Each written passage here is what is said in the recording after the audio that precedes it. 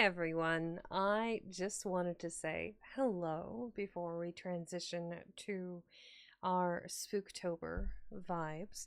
A little preview with the starting screen there, but I wanted to talk briefly about, gosh.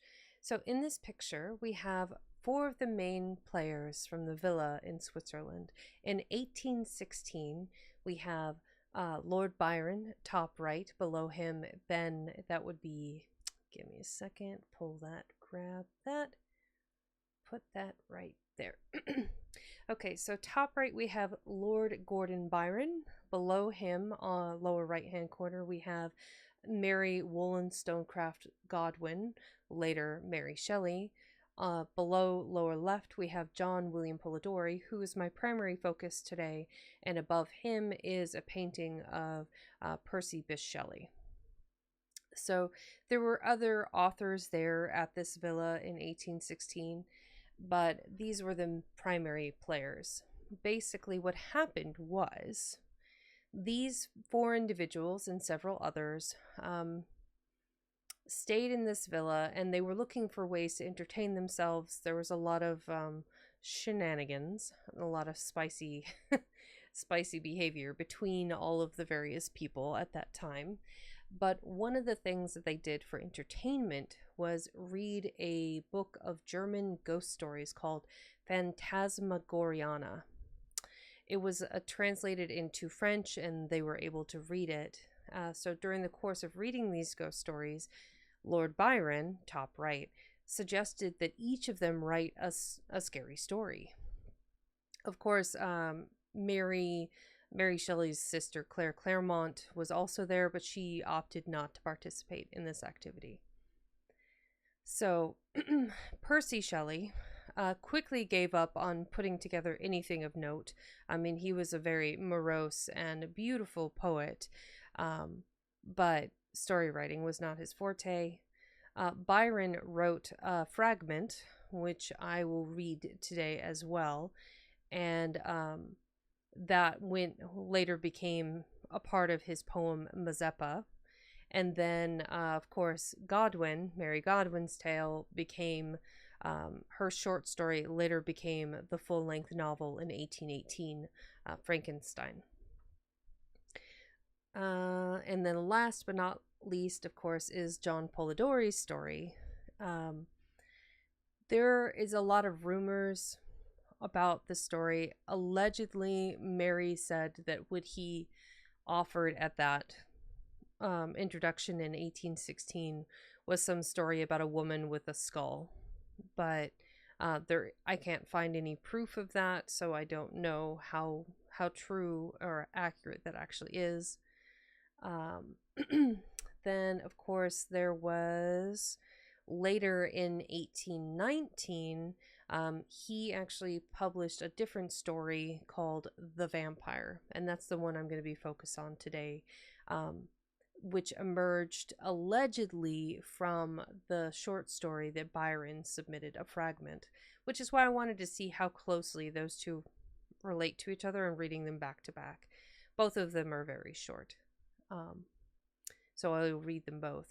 But because Byron said yes, that John's story was based off of his story, it ultimately ended up in the downfall of Polidori's writing career. And it just basically ended him. So there was, in the fragment, there's no hint of vampirism or like supernatural, but Byron continued the story that he was the origin of Polidori's tale.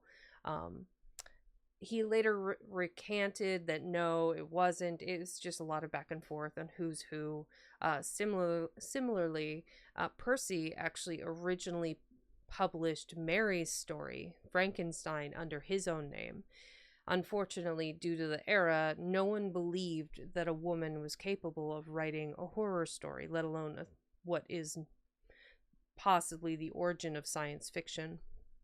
So he originally published it under his name, and she had to fight him tooth and nail to get that corrected and then published under her name. So, let's see, what was another bit of trivia I wanted to cover? So, Byron was living in Venice in 1819 when John published The Vampyre, and he flatly denied writing it.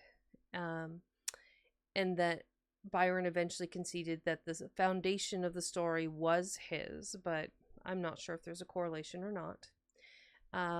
But he said he would never write in that ridiculous manner himself, quote unquote.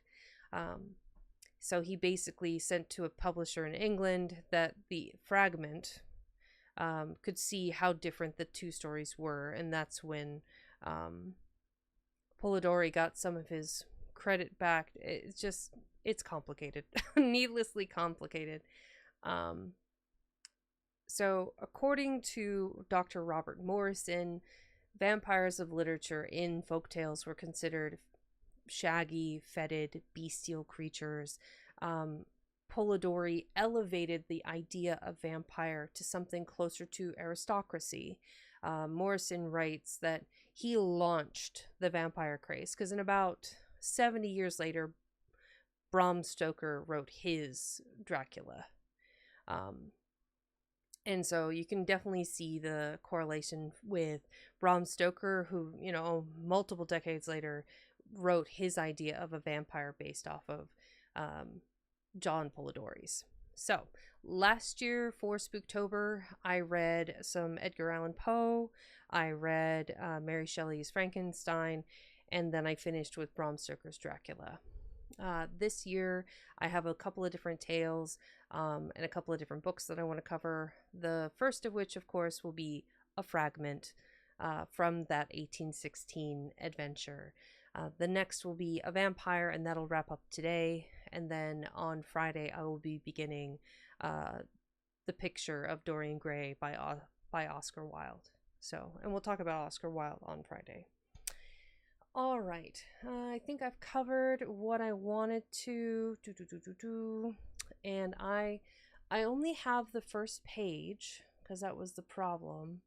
So this is the first page. I have the whole story, but it's not in a very palatable format for reading. So I will do that. And before that, I gotta get in the swing of things. Give me a second. Let's head over to something a little scoopy-oopy, a little spookier, perhaps put on a different outfit. Ta-da! Yes, excellent. Something a little Scoopy-doopy-doopy. So for Spooktober, or October, I am going with a more of a darker, witchier theme. Admittedly, still pretty cute. Hikara!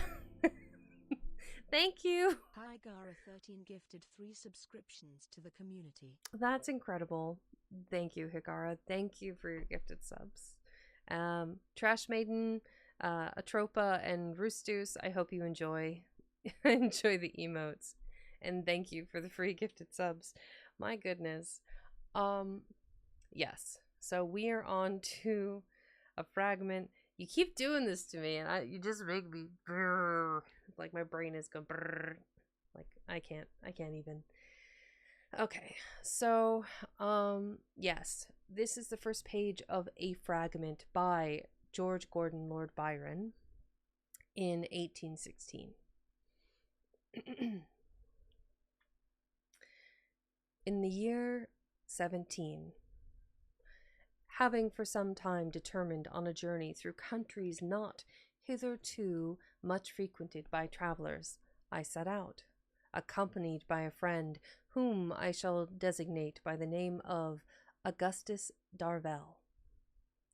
He was a few years my elder, and a man of considerable fortune and ancient family, advantages which an extensive capacity prevented him alike from undervaluing or overrating. Some peculiar circumstances in his private history had rendered him to me an object of attention, of interest, and even of regard, which neither the reserve of his manners nor occasional indications of an inquietude at times nearly approaching to alienation of mind could extinguish. I was yet young in life, which I had begun early, but my intimacy with him was of recent date. Hi, welcome in, Dan.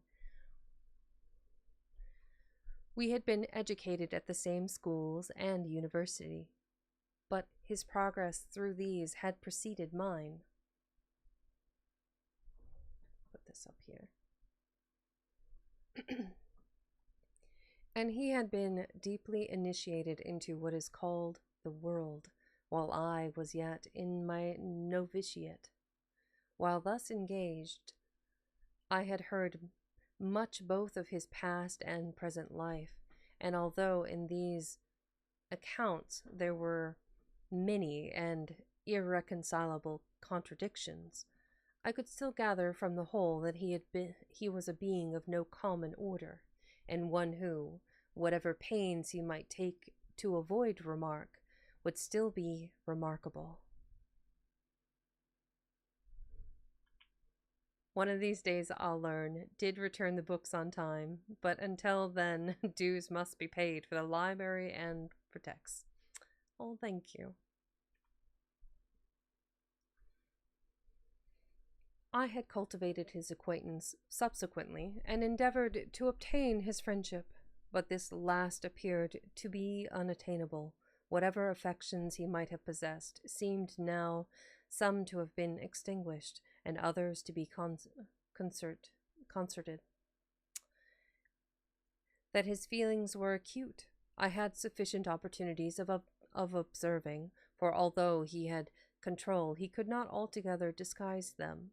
Still, he had a power of giving to one passion the appearance of another, in such a manner that it was difficult to define the nature of what was working within him, and the expressions of his features would vary so rapidly, though slightly, that it was useless to trace them to their sources.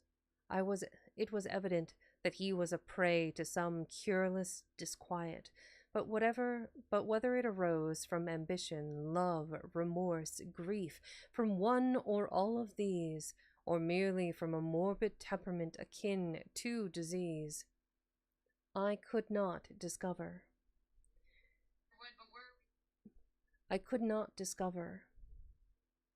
There were circumstances alleged which might have justified the application to each of these causes. But, as I have said before, these were so contradictory and contradicted that none could be fixed upon with accuracy. Where there is mystery, it is generally supposed that there must also be evil. I know not how this may be.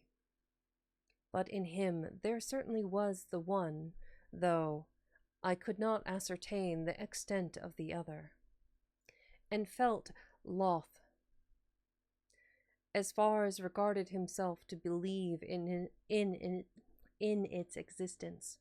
My advances were received with sufficient coldness, but I was young and not easily discouraged, and at length succeeded in obtaining, to a certain degree, that commonplace intercourse and moderate confidence of common and everyday concerns, created and cemented by similarity of pursuit and frequency of meeting, which is called intimacy, or friendship, according to the ideas of him who uses those words to express them.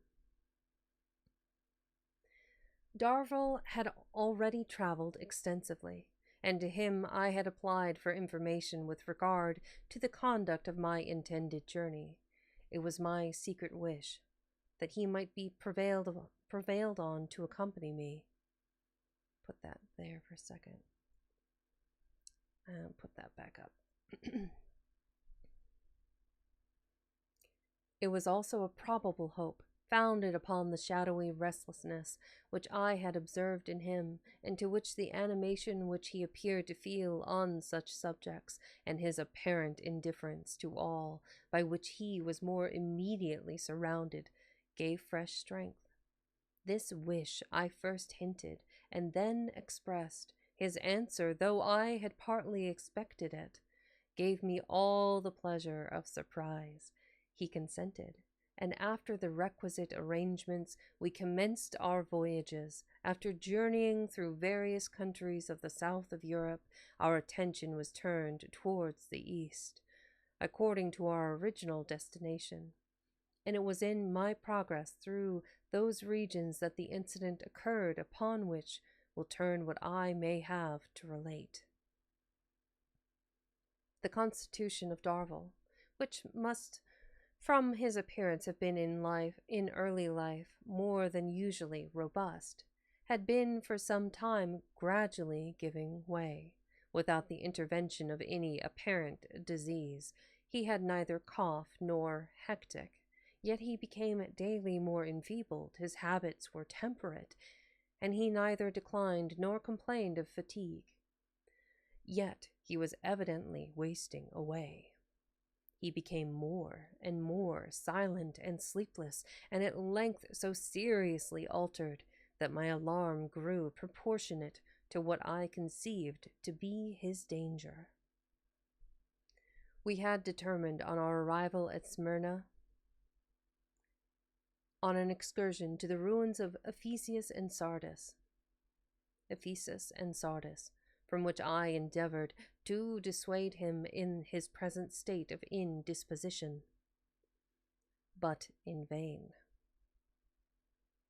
There appeared to be an oppression on his mind and a solemnity in his manner, which ill corresponded with his eagerness to proceed on what I regarded as a mere party of pleasure, little suited to a valetudinarian.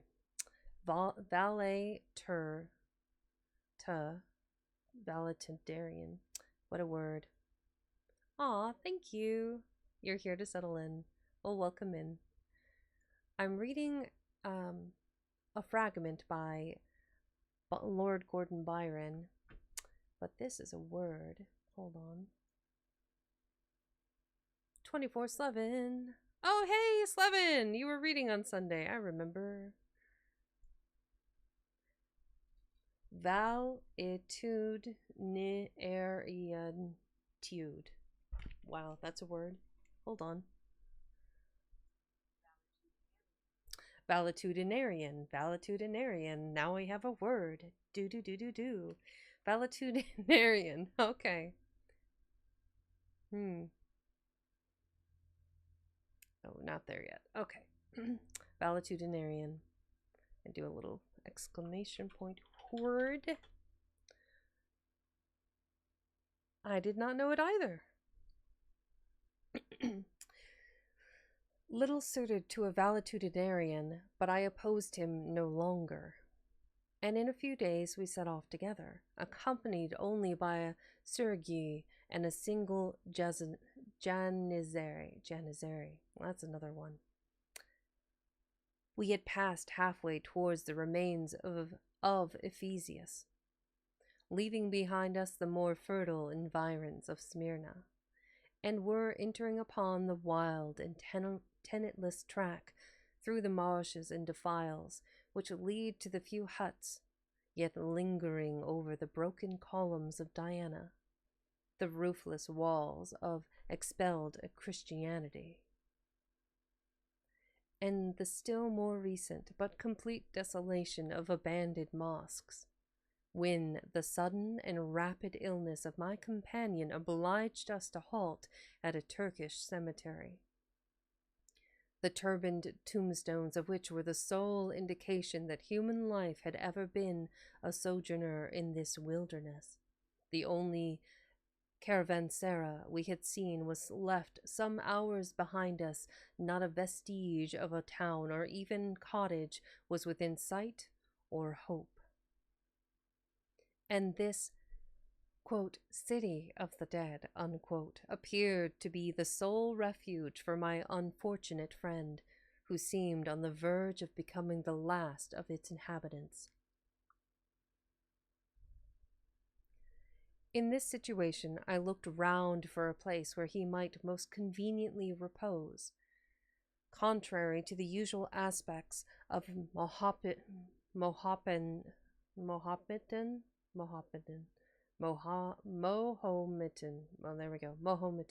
burial grounds, the cypresses were in this few in number, and these thinly scattered over its extent.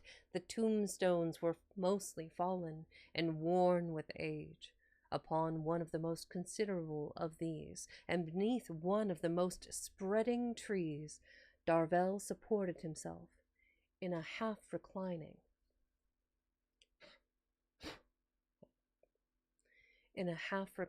posture. With great difficulty he asked for water. I had some doubts of our being able to find any, and prepared to go in search of it with hesitating despondency. But he desired me to remain, and turning to Suleiman Jazazeri, who stood by us smoking with great tranquillity, he said, "Suleiman, Verbana Su," i.e., bring some water, and went on describing the spot where it was to be found with great minuteness. At a small well for camels, a few 100 yards to the right, the Janizary obeyed. I said to Darvell, "How did you know this?" He replied, "From our situation, you must perceive that this place was once inhabited and could not have been so without springs. I have also been here before." Why didn't you start with that? I've been here before, instead of, "This place must have been inhabited. People must have had water." Oh, and I cruised through here at one point. You know. Silly. "You have been here before. How came you never to mention this to me? And what could you be doing in a place where no one would remain a moment longer than they could help it?" To this question I received no answer. In the meantime, Suleiman returned with the water, leaving the Sirigi and the horses at the fountain. The quenching of his thirst had the appearance of reviving him for a moment, and I conceived hopes of his being able to proceed, or at least to return. And I urged the attempt. He was silent, and appeared to be collecting his spirits. For an effort to speak, he began, "This is the end of my journey and of my life. I came here to die, but I have a request to make, a command. For such my last words must be. You will observe it?" "Most certainly, but have better hopes." "I have no hopes, nor wishes, but this: conceal my death from every human being. I hope there will be no occasion, that you will recover and— peace. It must be so. Promise this." "I do. Swear it by all that—" Here he dictated an oath of great solemnity. "There is no occasion for this. I will observe your request, and to doubt me is— It cannot be helped. You must swear." I took the oath. It appeared to relieve him. He removed a seal ring from his finger, on which were some Arabic characters, and presented it to me. He proceeded. "On the 9th day of the month, at noon precisely, what month you please, but this must be the day." Welcome in, Halfdan.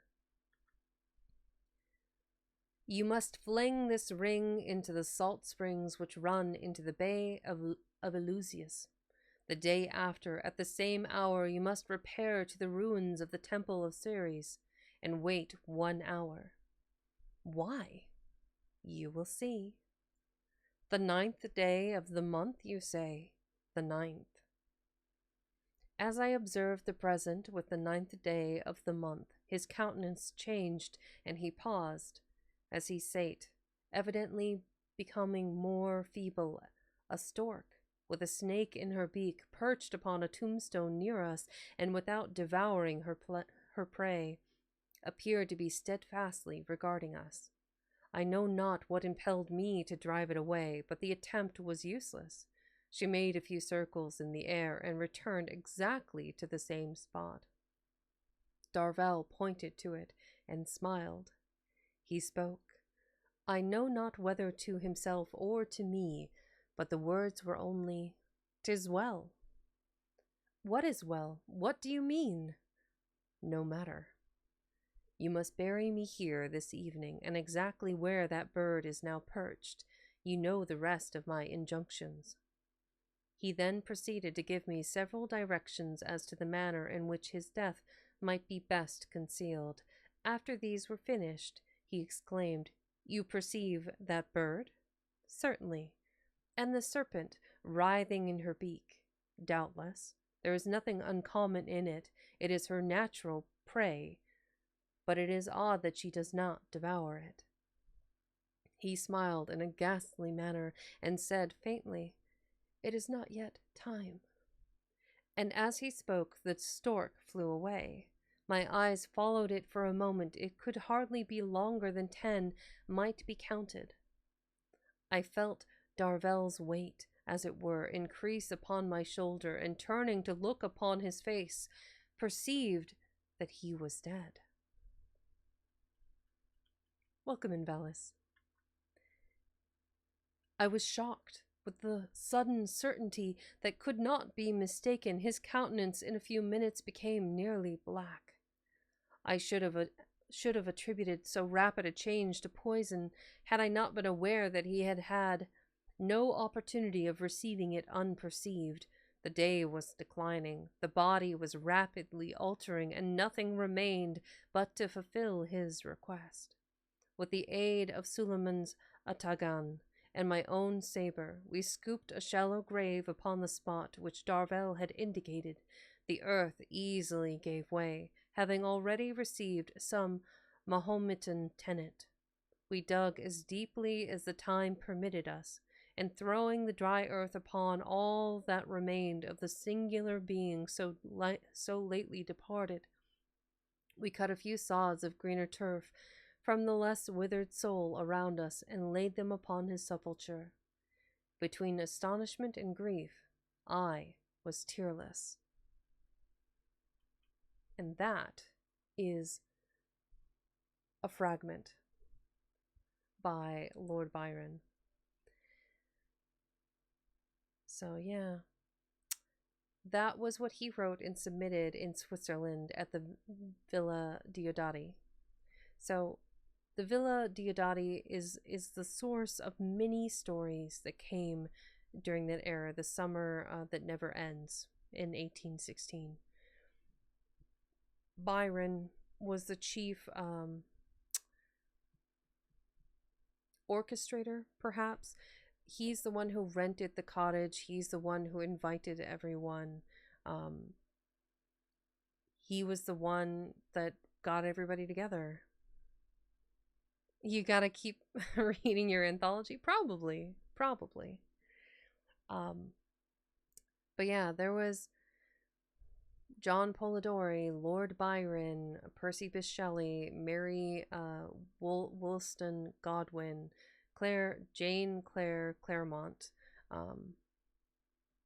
Baby William. There was a whole bunch of various folks that were there during that time. And because of their interest in the Phasmagoranania, I think it was. Let me look at that again. Pronounce it correctly. Because of their fascination with the book Phantasmagoriana. Because of their fascination with those German ghost stories that were translated into French, of course, because of that book, that is what Byron got him started on the idea of everyone writing the short story. And the fragment, which I just read, was his contribution to that. Now, as I started in the beginning of this stream, Lord Byron attributed Dr. John William Polidori's The Vampyre to that work. I don't know. I don't know how true that is or not. But in 3 years later, in 1819, is when Polidori published his tale, The Vampyre. So let me grab the. So this is a cool book cover for that book that we are going to read today. Ba, ba, ba, ba. Valetudinarian. New word. Oh. Happy spooky month. Hey, Rakus. Welcome in. Okay, so we've got the new cover. We've got the new goal. All of the things are laid out the way I want them to be. Yay! We're on to Spooktober. Okay. So this was this version has just kind of this generic cover, which is not very exciting, but this is the one that was published in March of 1819, printed for Sherwood, Neely and Jones in London. So the first part of this book is a letter to Geneva, I believe, and a letter to the editor. Big stretch before we get started.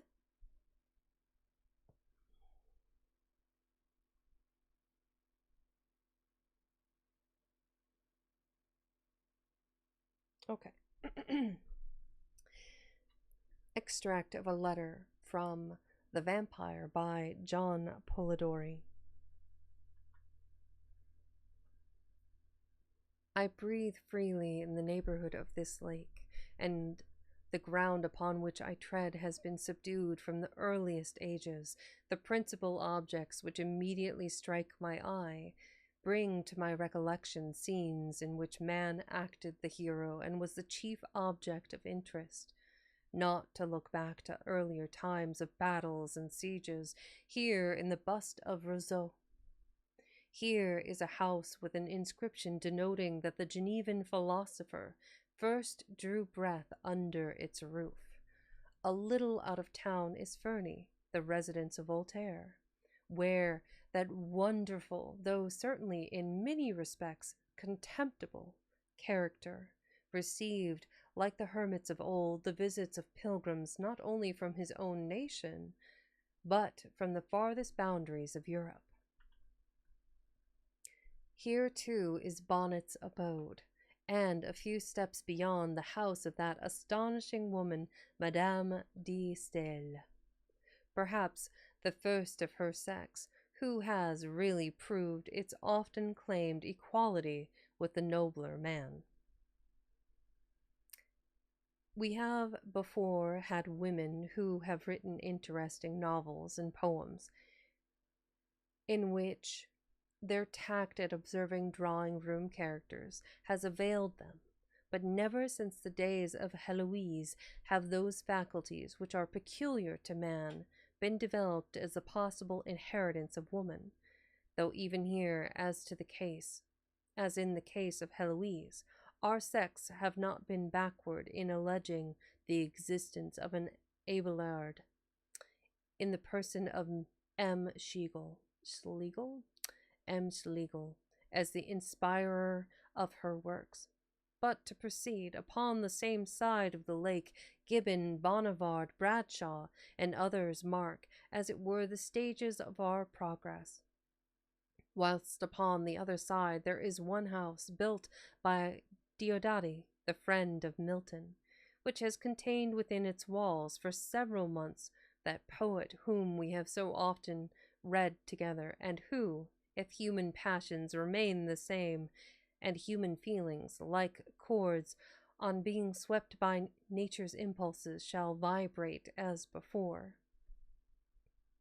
will be placed by posterity in the first rank of our English poets. You must have heard, or the third canto of Childe. Oh, welcome in, Biram. Bem just followed. You must have heard, or the third canto, or, yeah, it should be of.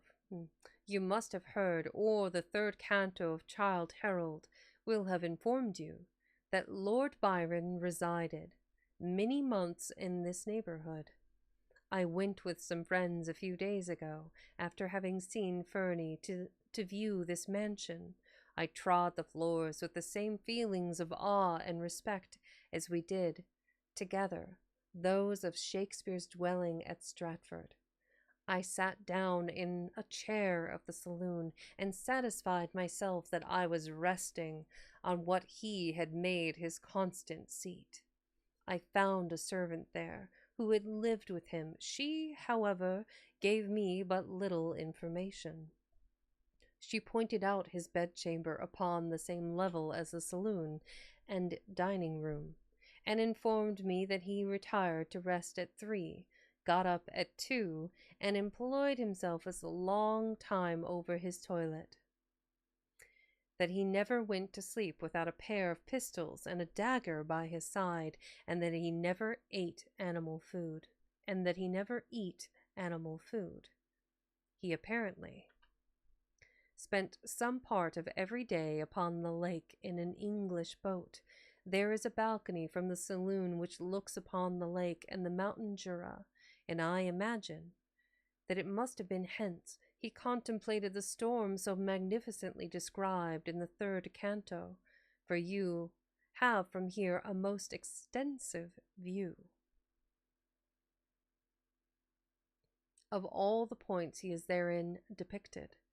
I can fancy him like the scathed pine, whilst all around was sunk to repose, still waking to observe, what gave but a weak image of the storms which had desolated his own breast. The sky is changed, and such a change, O night! In storm and darkness you are wondrous strong, yet lovely in your strength. Far along, from peak to peak, the rattling crags among, leaps the live thunder, not from one lone cloud. But every mountain now hath found a tongue, and Jura answers through her misty shroud, back to the joyous Alps who call to her aloud. And this is the night. This is in the night, most glorious night. Thou wert not sent for slumber. Let me be a sharer in thy far and fierce delight. A portion of the tempest and of me, how the lit lake shines a phosphoric sea, and the big rain comes dancing to the earth, and now again 'tis black, and now the glee of the loud hills shakes with its mountain's mirth, as if they did rejoice over a young earthquake's birth.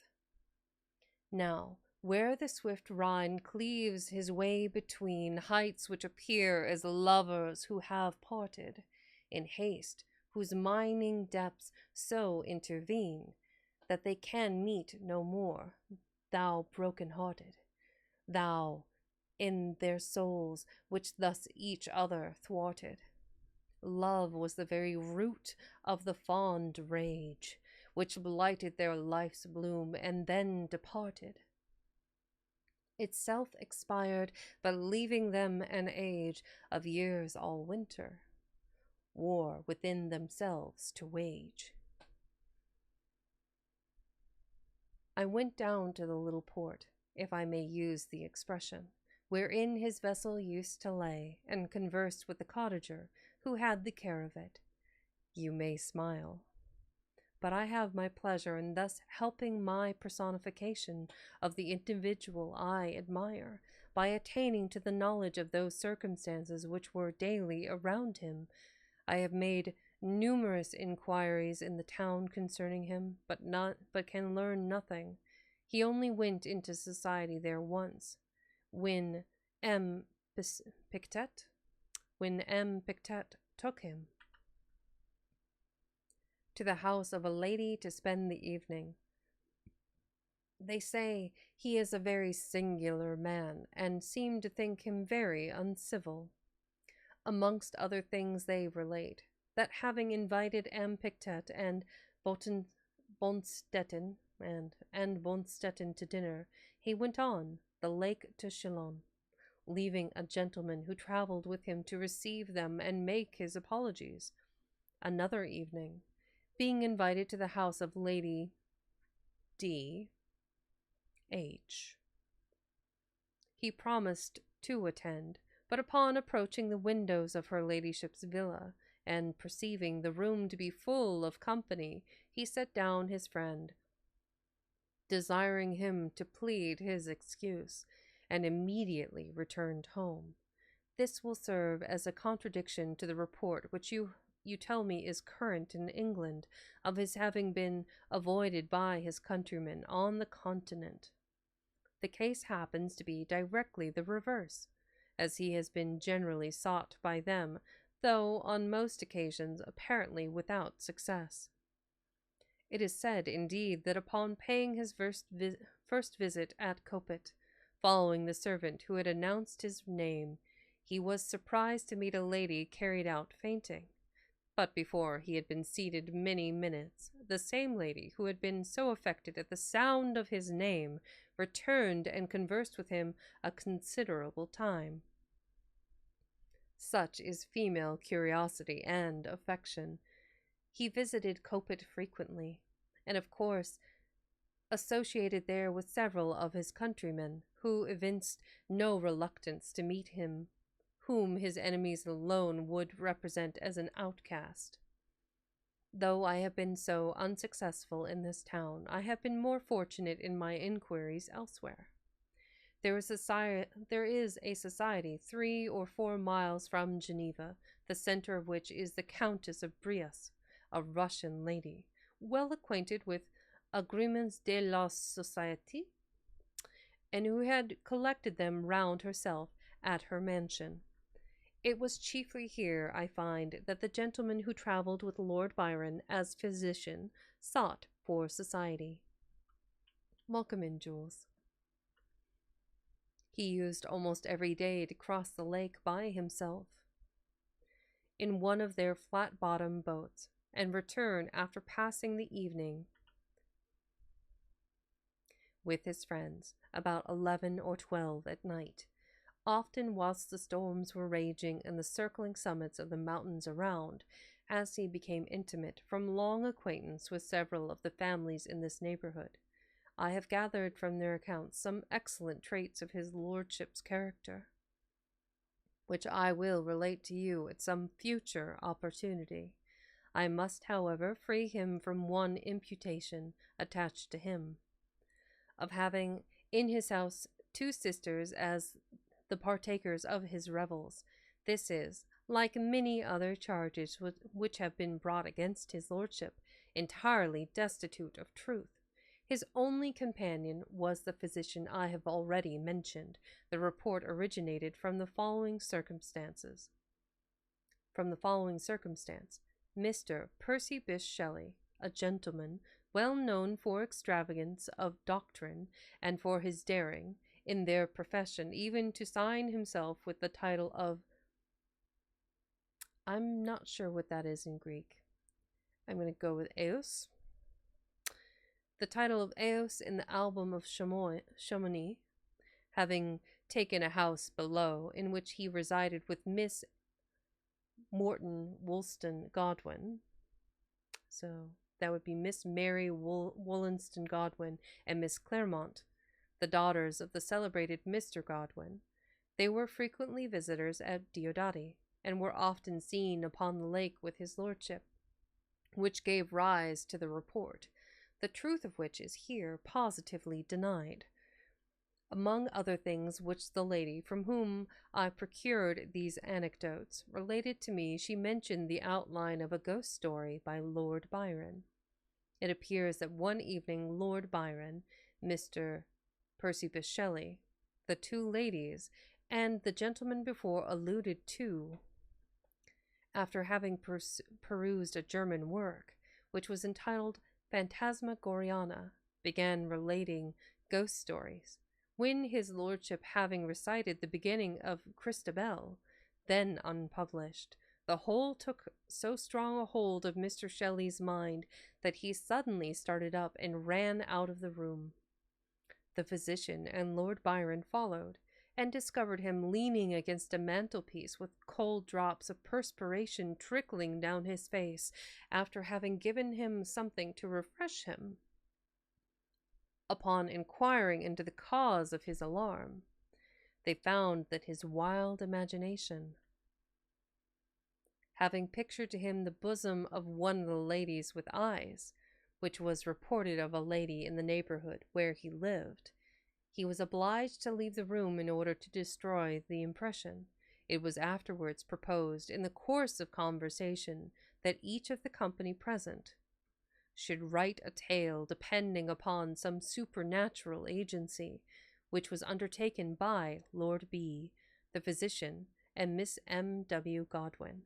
My friend, the lady above referred to, had in her possession the outline of each of these stories. I obtained them at a great favor, and herewith forward them to you, as I was assured you would feel as much curiosity as myself to peruse the ébauches of so great a genius, and those immediately under his influence. Since published under the title of Frankenstein, or the Modern Prometheus. So Mary Shelley, then Mary Wollstonecraft Godwin, published the Frankenstein. So that's what that little asterisk is referring to. Okay. Welcome in, Yuki Delivery. Are you delivering Yukis, or are you Yuki delivering other things? Hi, Noodles. You got it. Big stretch.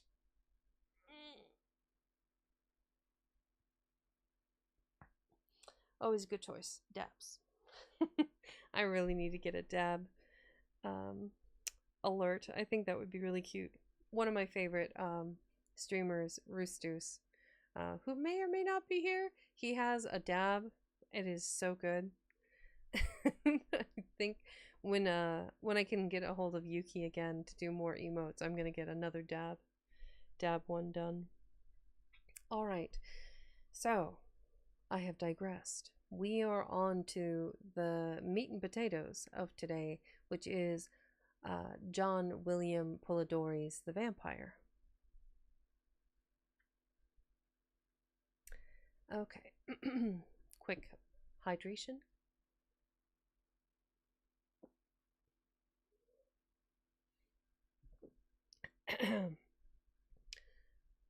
Introduction. The superstition upon which the tale is founded is very general in the East. Among the Arabians it appears to be common. It did not, however, extend itself to the Greeks until after the establishment of Christianity, and it has only assumed its present form since the division of the Latin and Greek churches, at which time, the idea becoming prevalent that a Latin body could not corrupt if buried in their territory, it gradually increased and formed the subject of many wonderful stories, still extant, of the dead rising from their graves and feeding upon the blood of the young and beautiful. In the West it spread, with some slight variation, all over Hungary, Poland, Austria, and Lorraine, where the belief existed that vampires nightly imbibed a certain portion of the blood of their victims, who became emaciated, lost their strength, and speedily died of consumptions, whilst these human bloodsuckers fattened, and their veins became distended to such a state of repletion as to cause the blood to flow from all the passages of their bodies, and even the very pores of their skin. I'm imagining a vampire on a treadmill, sweating, and blood is just oof. In the London Journal of March 1732 is a curious and of course credible account of a particular case of vampirism, which is stated to have occurred at Madriga in Hungary. It appears that upon an examination of the commander-in-chief and magistrates of the place, they positively and unanimously affirmed that about 5 years before, a certain heyduke named Arnold Paul had been heard to say that at Kasovia, on the frontiers of the Turkish Servia, he had been tormented by a vampire, but had found a way to rid himself of the evil by eating some of the earth out of the vampire's grave and rubbing himself with his blood. This precaution, however, did not prevent him from becoming a vampire himself. So there's an asterisk there. The universal belief is that a person sucked by a vampire becomes a vampire himself and sucks in his turn. And we're gonna remind me to do that. Set a little reminder. One more time. Did not prevent him from becoming a vampire himself. The universal belief is that a person sucked by a vampire becomes a vampire himself and sucks in his turn. All right then. For about 20 or 30 days after his death and burial, many persons complained of having been tormented by him. And a disposition was made that 4 persons had been deprived of life by his attacks. To prevent further mischief, the inhabitants, having consulted their Hadagni,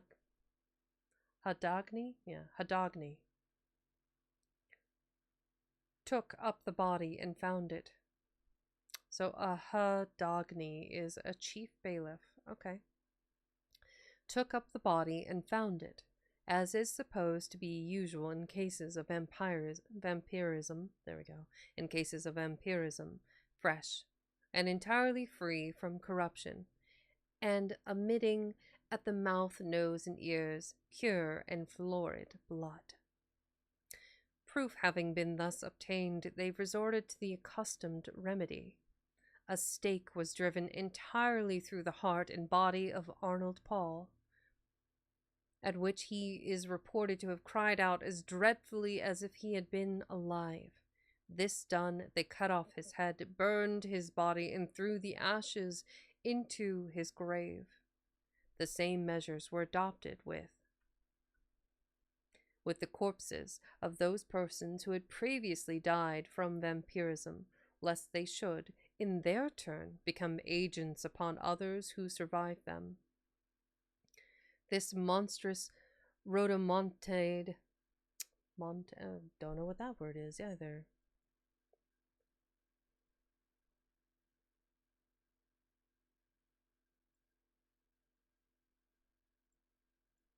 What we're gonna do is copy that.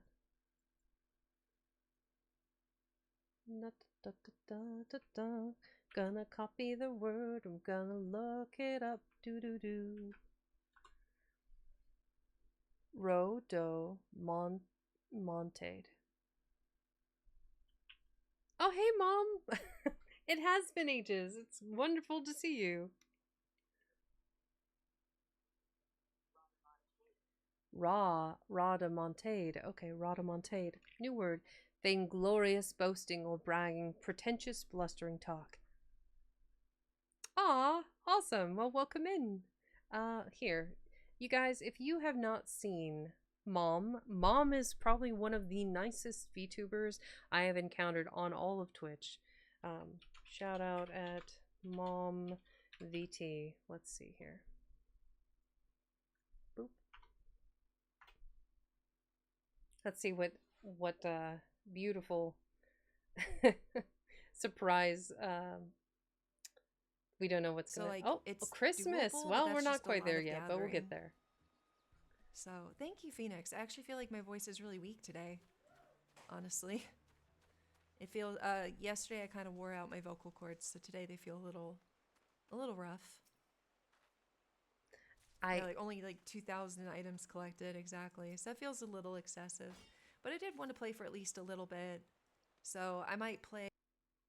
So yes, Twitch Guru, I'm pretty sure, finds the oldest clip in existence, and that's what it uses to show, show like showcase of VTuber. But yes, so you guys, if you're not already following Mom VT, I highly recommend you check them out. Like I said, amazing streamer. Lately they've been playing a lot of Dead by Daylight, so super appropriate for the season. I think they enjoy the game anyway, but they're fun, they're cozy, they're calm, they're wonderful to be around, and I just highly recommend them. So if you're not already, check them out. They should have plenty of VODs for you to check out their content and catch them at their next stream. All right.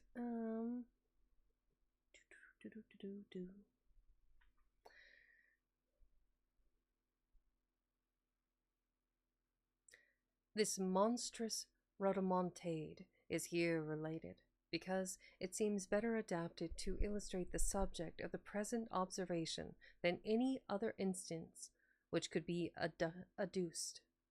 In many parts of Greece, it is considered as a sort of punishment after death for some heinous crime committed whilst in existence, that the deceased is not only doomed to vampirize, but compelled to confine his infernal visitations solely to those beings he loved most while upon earth, those to whom he was bound by ties of kindred and affection, a supposition alluded to in the Giar. Giar? I'm going to say Giar. But first on earth a vampire sent, the corse shall from its tomb be rent, then ghastly haunt the native place and suck the blood of all thy race. There from thy daughter, sister, wife, at midnight drain the stream of life, yet loathe the banquet which perforce must feed thy livid living corpse. Thy victims, ere they yet expire, shall know the demon for their sire, as cursing thee, thou cursing them, thy flowers are withered on the stem. But one that for thy crime must fall, the youngest, best beloved of all, shall bless thee with a father's name. That word shall wrap thy heart in flame. Yet thou must end thy task and mark her cheek's last tinge, her eyes' last spark, and the last glassy glance must view, which freezes over its lifeless blue. Then with unhallowed hand shall tear the tresses of her yellow hair, of which in life a lock when shorn, affection's fondest pledge was worn. But now is borne away by thee, memorial of thine agony. Yet with thine own best blood shall drip thy gnashing tooth and haggard lip.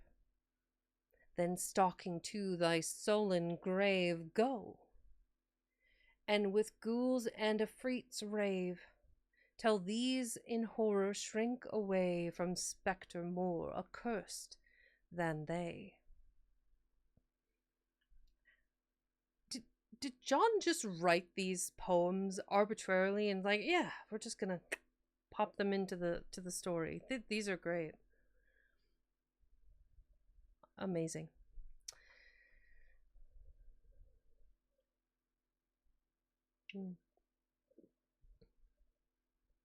Mr. Southey has also introduced in his wild but beautiful poem of Thalaba,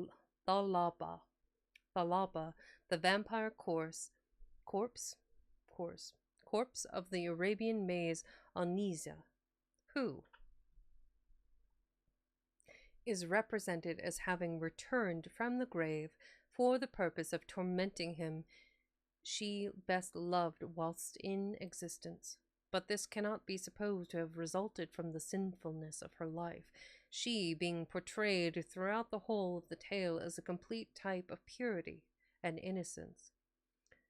the voracious Tournefort gives a long account in his travels of several astonishing cases of vampirism, to which he pretends to have been an eyewitness, and Clement, in his great work upon this subject, besides a variety of anecdotes and traditionary narratives illustrative of its effects, has put forth some learned dissertations tending to prove it to be a classical as well as barbarian error.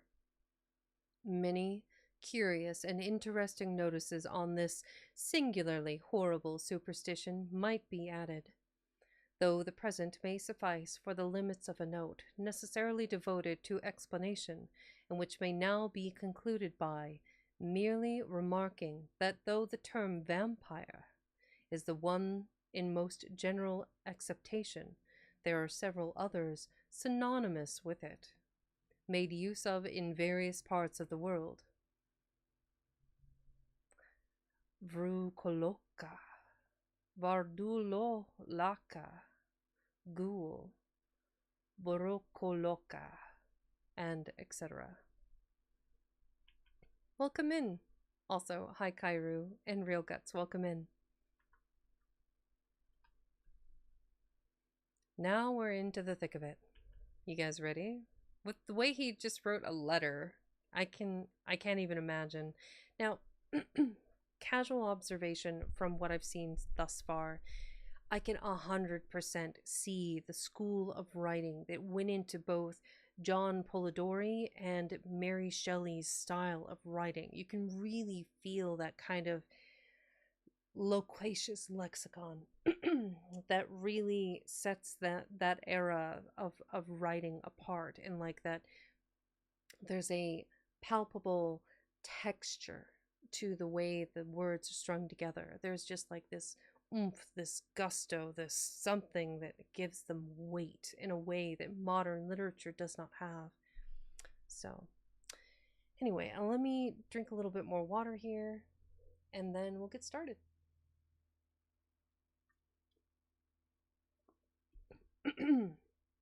Me, me, me, me. Me, me, me, me.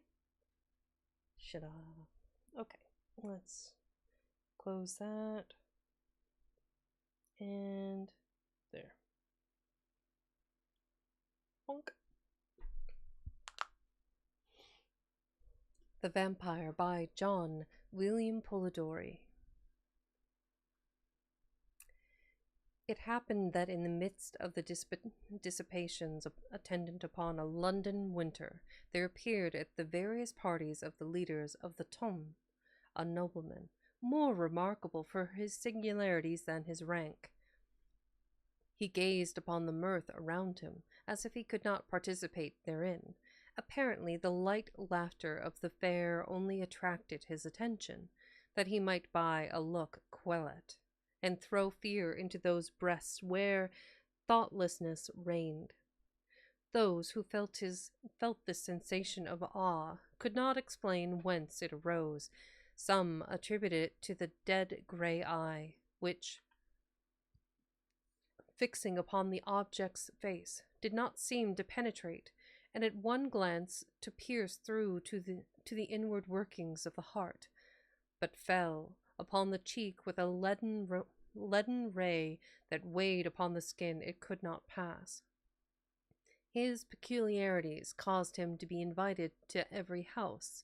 All wished to see him, and those who had been accustomed to violent excitement and now felt the weight of ennui were pleased at having something in their presence capable of engaging their attention.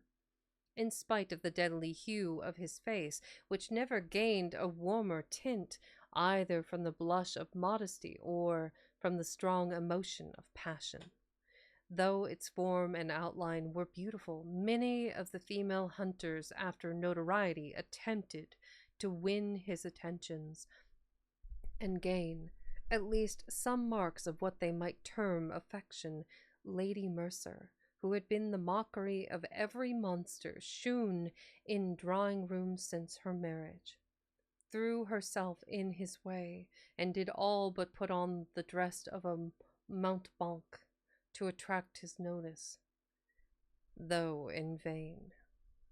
When she stood before him, though his eyes were apparently fixed upon hers, still it seemed as if they were unperceived. Even her unappalled impudence was baffled, and she left the field. Tamarin_Ono just followed. Welcome in, Tamarin. But though the common adulteress could not influence even the guidance of his eyes, it was not that the female sex was indifferent to him. Yet such was the apparent caution with which he spoke to the virtuous wife and innocent daughter, that few knew he ever addressed himself to females.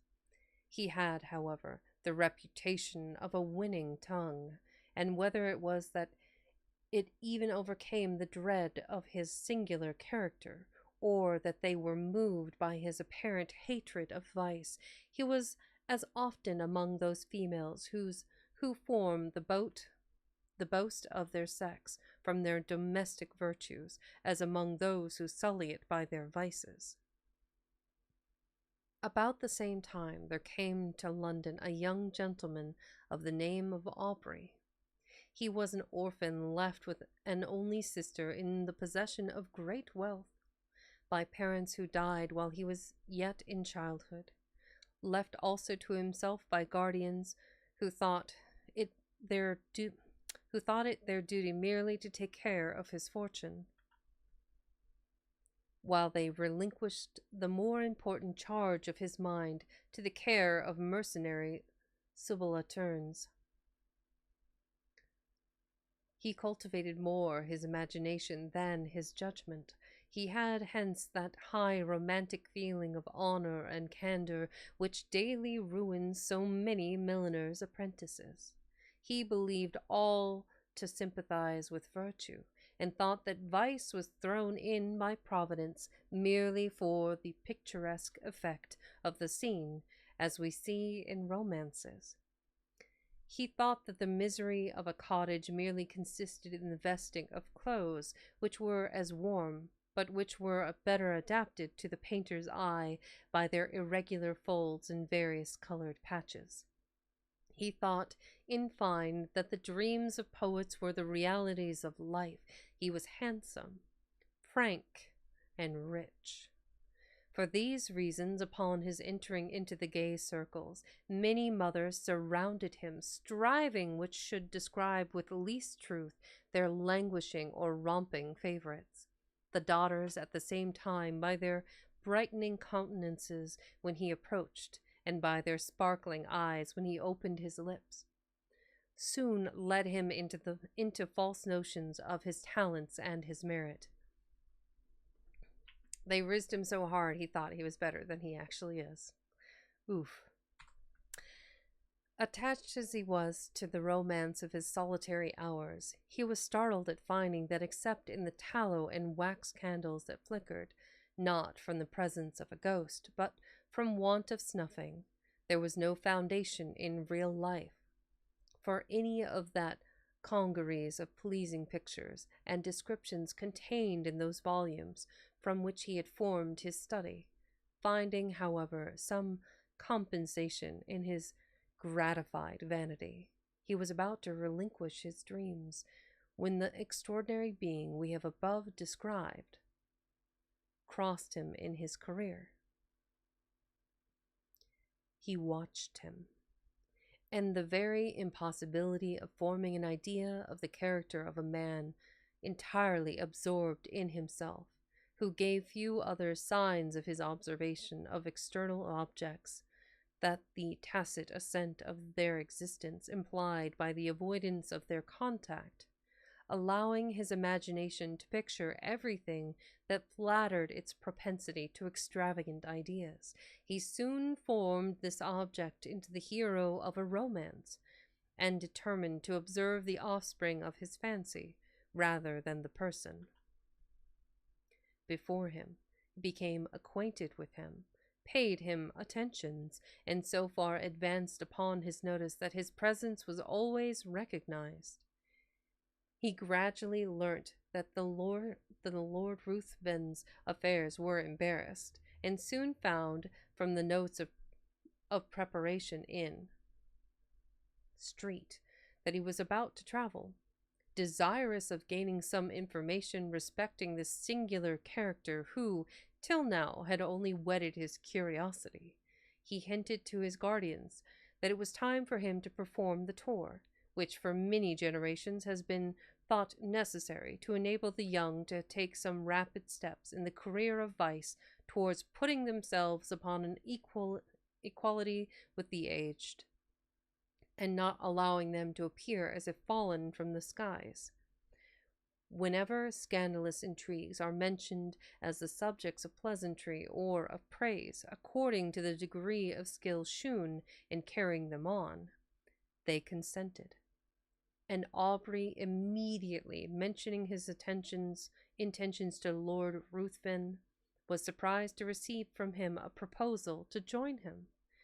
Flattered by such a mark of esteem from him, who apparently had nothing in common with other men, he gladly accepted it, and in a few days they had passed the circling waters.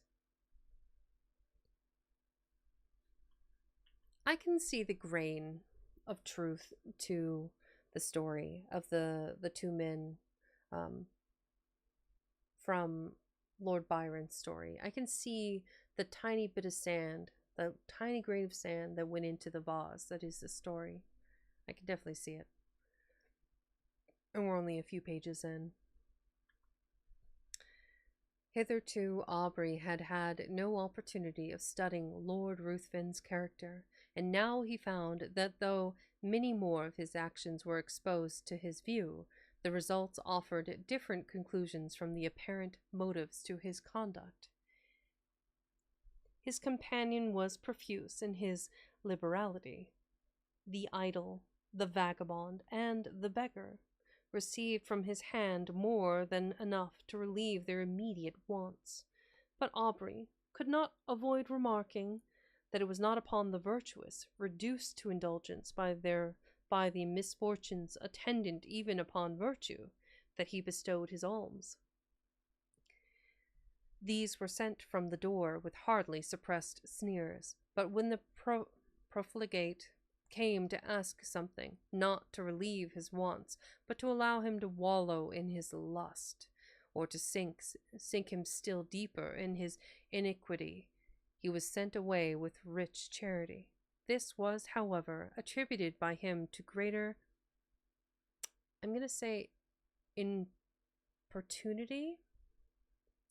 Maybe? It's hard to say with that word half missing. The greater importunity of, yes. This was, however, attributed by him to the greater importunity of the vicious. I wonder if I grab the word, will it tell me?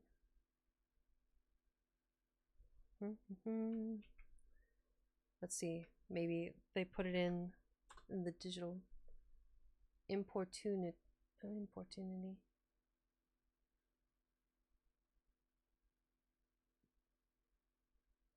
I think it is this word. It's kind of hard to say, but it would make sense contextually. The state or quality of being importunate, persistence in solicitation. Yeah, I would say that would be, contextually, would make the most sense here. That isn't really needing a definition, but I'll take it. It was more like, what is this word supposed to be with half of it missing? But this was, however, attributed by him to the greater importunity of the vicious, which generally prevails over the retiring bashfulness of the virtuous indigent. Yeah, the virtuous indigent. There was one circumstance about the charity of his lordship, which was still more impressed upon his mind. All those upon whom it was bestowed inevitably found that there was a curse upon it, for they were all either led to the scaffold, or sunk to the lowest and the most abject misery. At Brussels and other towns through which they paused, Aubrey was surprised at the apparent eagerness with which his companion sought for the centres of the of all fashionable vice. There he entered into all the spirit of the faro table. He betted, and always gambled with success, except where the known sharper was his antagonist. And then he lost even more than he gained, but it was always with the same unchanging face, with which he generally watched the society around. It was not, however, so when he encountered the rash, youthful novice, or the luckless father of a numerous family. Then his very wish seemed fortune's law. This apparent abstractedness of mind was laid aside, and his eyes sparkled with more fire than that of the cat whilst dallying with the half-dead mouse. In every town he left the formerly affluent youth, torn from the circle he adorned, cursing, in the solitude of a dungeon, the fate that had drawn him within the reach of this fiend. Whilst many a father sat frantic amidst the speaking looks of mute, hungry children, without a single farthing of his late immense wealth, wherewith to buy even sufficient to satisfy their present craving. Yet he took no money from the gambling table, but immediately lost, to the ruiner of many, the last guilder he had just snatched from the convulsive grasp of the innocent. This might but be the result of a certain degree of knowledge, which was not, however, capable of combating the cunning of the more experienced. Aubrey often wished to represent this to his friend. Beg him to resign that charity and pleasure which proved the ruin of all, and did not tend to his own profit. But he delayed it. For each day he hoped his friend would give him some opportunity of speaking frankly and openly.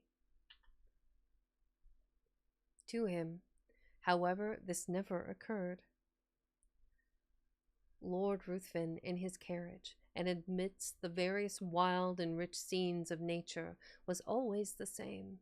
His eye spoke less than his lip, and though Aubrey was near the object of his curiosity, he obtained no greater gratification from it than the constant excitement of vainly wishing to break that mystery, which to his exalted imagination began to assume the appearance of something supernatural.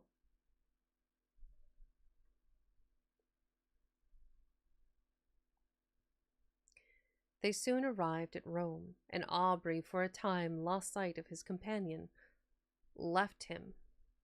He left him in the daily attendance upon the morning circle of an Italian countess, whilst he went in search of the memorials of another almost deserted city. Whilst he was thus engaged, letters arrived from England, which he opened with eager impatience. The first was from his sister, breathing nothing but affection. The others were from his guardians. The latter astonished him. If it had before entered into his imagination that there was an evil power resident in his companion, these seemed to give him Elmost? I'm guessing that was a spelling error.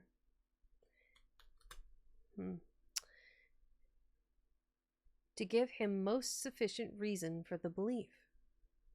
His guardians insisted upon his immediately leaving his friend, and urged that his character was dreadfully vicious, for that the possession of irresistible powers of seduction rendered his licentious habits more dangerous to society.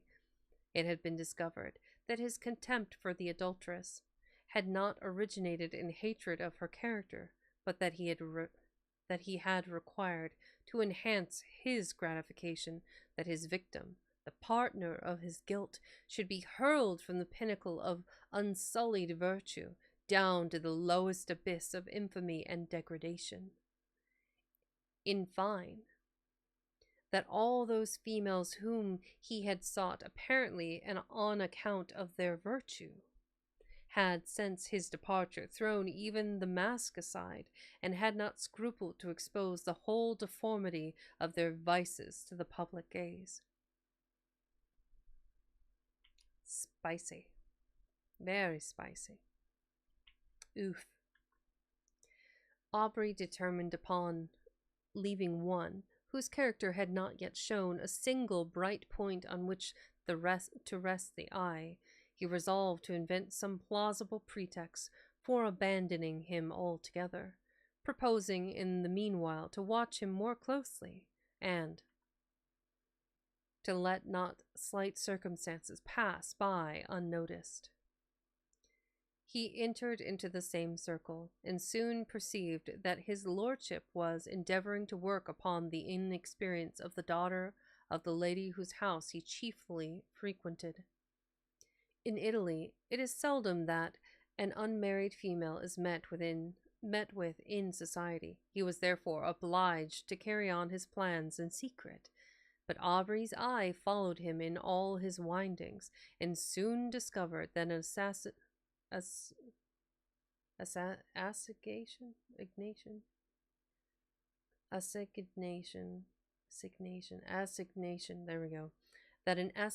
had been appointed, which would most likely end in the ruin of an innocent, though thoughtless, girl. Losing no time, he entered the apartment of Lord Ruthven and abruptly asked him his intentions with respect to the lady, informing him at the same time that he was aware of his being about to meet her that very night. Lord Ruthven answered that his intentions were such as he supposed all would have upon such an occasion, and upon being pressed whether he intended to marry her, merely laughed. Aubrey retired, and immediately writing a note to say that from that moment he must decline accompanying his lordship in the remainder of their proposed tour, he ordered his servant to seek other apartments, and calling upon the mother of the lady, informed her of all he knew, not only with regard to her daughter, but also concerning the character of his lordship. The assignation was prevented. Lord Ruthven next day merely sent his servant to notify his complete assent to a separation, but did not hint any suspicion of his plans having been foiled by Aubrey's interposition. Having left Rome, Aubrey directed his steps towards Greece, and crossing the peninsula soon found himself at Athens. He then fixed his residence in the house of a Greek, and soon occupied himself in tracing the faded recordings of an ancient glory upon monuments that apparently, ashamed of chronicling the deeds of freemen only before slaves, had hidden themselves beneath the sheltering soil of many colored lichen. Under the same roof as himself existed a being so beautiful and delicate that he might have formed the model for a painter, wishing to portray on canvas the promised hope of the faithful in Mahomet's paradise, save that her eyes spoke too much mind for anyone to think that she could belong to those who had no souls. As she danced upon the plain or tripped along the mountainside, one would have thought the gazelle a poor type of her beauties. For who would have exchanged her eye, apparently the eye of animated nature, for that sleepy, luxurious look of the animal suited but to the taste of an epicure? The light step of Ianthe often accompanied Aubrey in his search for antiquities, and often would the unconscious girl, engaged in the pursuit of a cashmere butterfly, show the whole beauty of her form, floating as it were upon the wind, to the eager gaze of him who forgot the letters he had just deciphered upon an almost effaced tablet. In the contemplation of her sylph-like figure, often would her tresses falling, as she flitted around, exhibit in the sun's ray such delicately brilliant and swiftly fading hues, as might well excuse the forgetfulness of the antiquary, who let escape from his mind the very object he had before thought of vital importance to the proper interpretation of a passage in Pausanias. But why attempt to describe charms which all feel but none can appreciate? It was innocence, youth, and beauty, unaffected by crowded drawing rooms and stifling balls, whilst he drew those remains of which he wished to preserve a memorial for his future hours. She would stand by and watch the magic effects of his pencil in tracing the scenes of her native place. She would then describe to him the circling dance upon the open plain, would paint to him in all the glowing colors of youthful memory the marriage pomp she remembered viewing in her infancy, and then, turning to subjects that had evidently made a greater impression upon her mind, would tell him all the supernatural tales of her nurse. Her eagerness and apparent belief of what she narrated excited the interest even of Aubrey, and often as she told him the tale of the living vampire, who had passed years amidst his friends and dearest ties, forced every year by feeding upon the life of a lovely female to prolong his existence for the ensuing months, his blood would run cold. Whilst he attempted to laugh her out of such idle and horrible fantasies, but Ianthe cited to him the names of old men who had at last detected one living among themselves, after several of their near relatives and children had been found marked with the stamp of the fiend's appetite. And when she found him so incredulous, she begged of him to believe her, for it had been.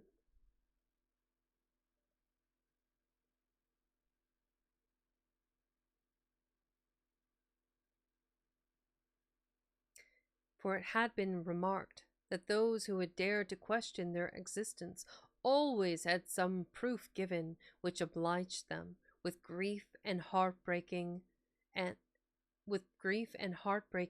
to confess it was true. She detailed to him the traditional appearance of these monsters, and his horror was increased by hearing a pretty accurate description of Lord Ruthven.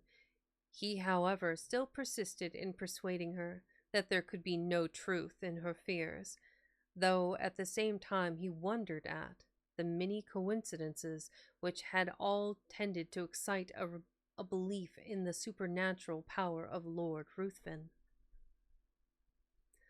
Aubrey began to attach himself more and more to Ianthe. Her innocence so contrasted with all the affected virtues of the women among whom he had sought for his vision of romance, won his heart. And while he ridiculed the idea of a young man of English habits marrying an uneducated Greek girl, still he found himself more and more attached to the almost fairy form before him. He would tear himself at times from her, and, forming a plan for some antiquarian research, he would depart, determined not to return until his object was attained.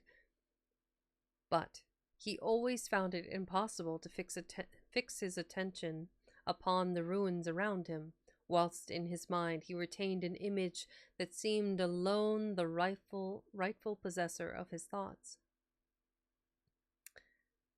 Ianthe was unconscious of his love, and was ever the same frank, infantile being he had first known. She always seemed to part from him with reluctance, but it was because she had no longer any one with whom she could visit her favorite haunts, whilst her guardian was occupied in sketching or uncovering some fragment which had yet escaped the destructive hand of time. She appealed to her parents on the subject of vampires, and they both, with several present, affirmed their existence, pale with horror at the very name. Soon after, Aubrey determined to proceed upon one of his excursions, which was to detain him for a few hours, when they heard the name of the place. They all at once begged of him not to return at night, as he must necessarily pass through a wood, where no Greek would ever remain, after the day had closed, upon any consideration. They described it as the resort of the vampires in their nocturnal orgies.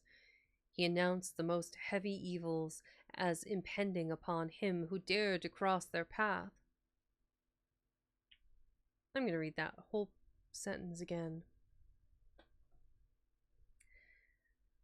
They described it as the resort of the vampires in their nocturnal orgies, and denounced the most heavy evils as impending upon him who dared to cross their path. Yeah. That has some weight. Oomph. Some gusto. I love it. Aubrey made light of their representations and tried to laugh them out of the idea, but when he saw them shudder at his daring thus to mock a superior, infernal power, the very name of which apparently made their blood freeze, he was silent. Next morning Aubrey set off upon his excursion unattended.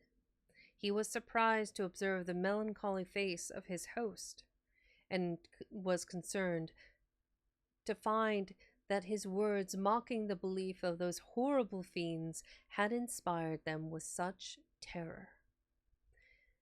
When he was about to depart, Ianthe came to the side of his horse, and earnestly begged of him to return, ere night allowed the power of these beings to be put in action.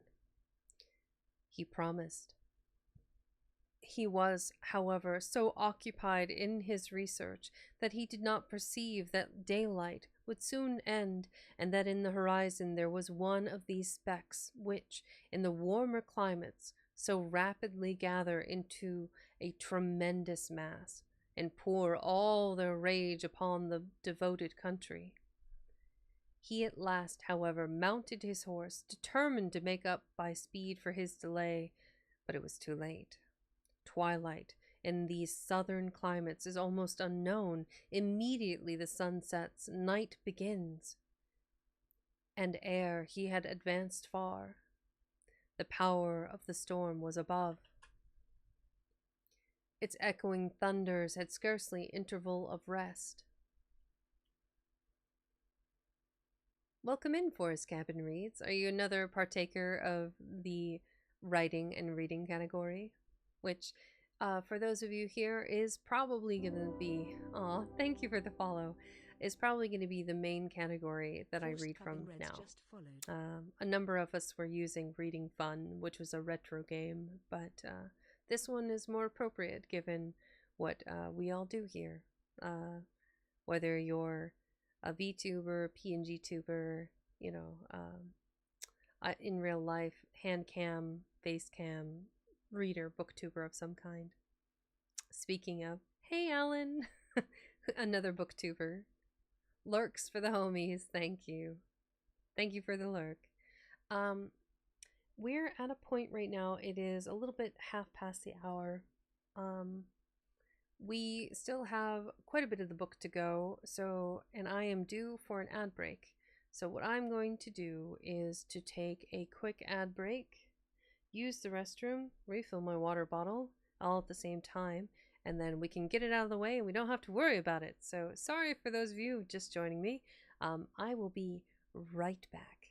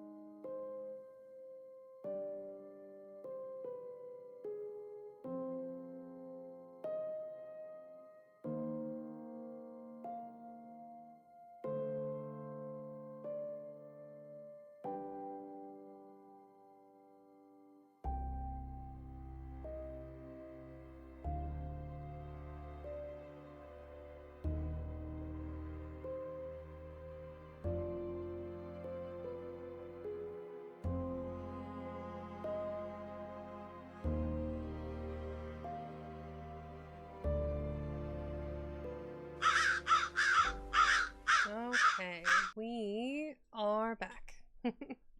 Hey everyone, so we've got, what is this? Oh wow, I'm just gonna, you're gonna not exist. Nothing like a little bit of moderation here.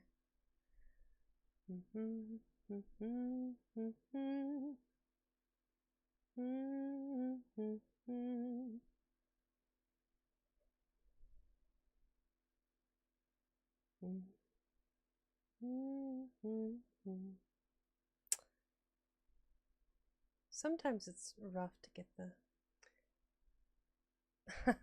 Well, to be fair, I don't normally go for the witchy aesthetic. That is definitely a specific to the Spooktober, October, spoopy, scary skeletons vibe. So we're gonna, yeah, no.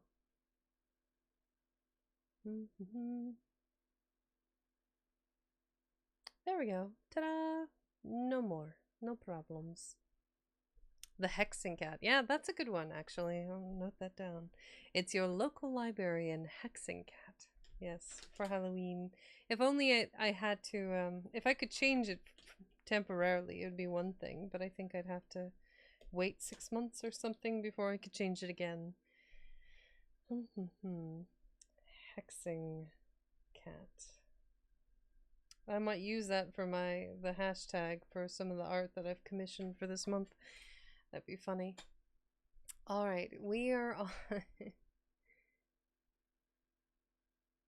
It's a much longer wait than the season provides. It's true. It's true. But a quick hello to all of you that joined me while I was away. Welcome in, welcome in. Let's see, Mara, you lovely, lovely. I don't know, would I call you streamer, artist? I mean, you kind of do a little bit of everything. So welcome in, Mara. Valis, of course. Fallen, of course. Forest Cabin Reads. Do you prefer Forest, or do you have a nickname that you prefer to use?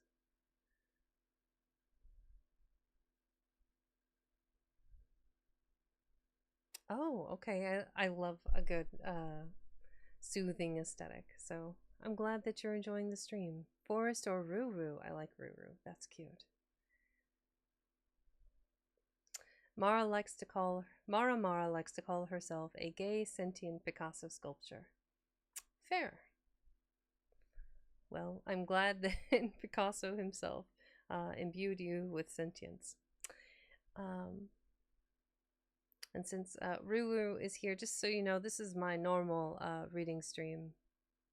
I do so it's normally, this is kind of the vibe, just chill, book, orange hair, orange shirt. But yeah, for the season, we went spoopy.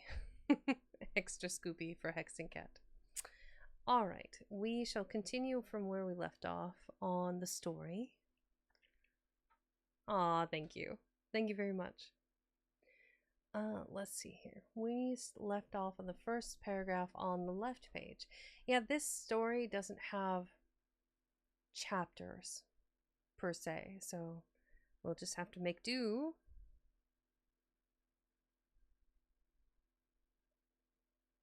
Mara does do creative pursuits, yes.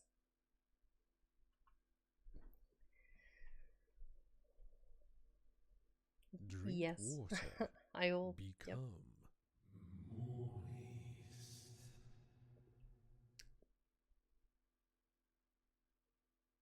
moist. They're true.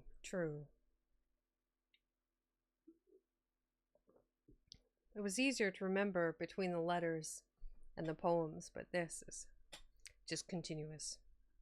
Just a horse, you know, it's like Sisyphus pushing the boulder up the hill just continuously. without cease. Okay. So we continue The Vampyre by John Polidori.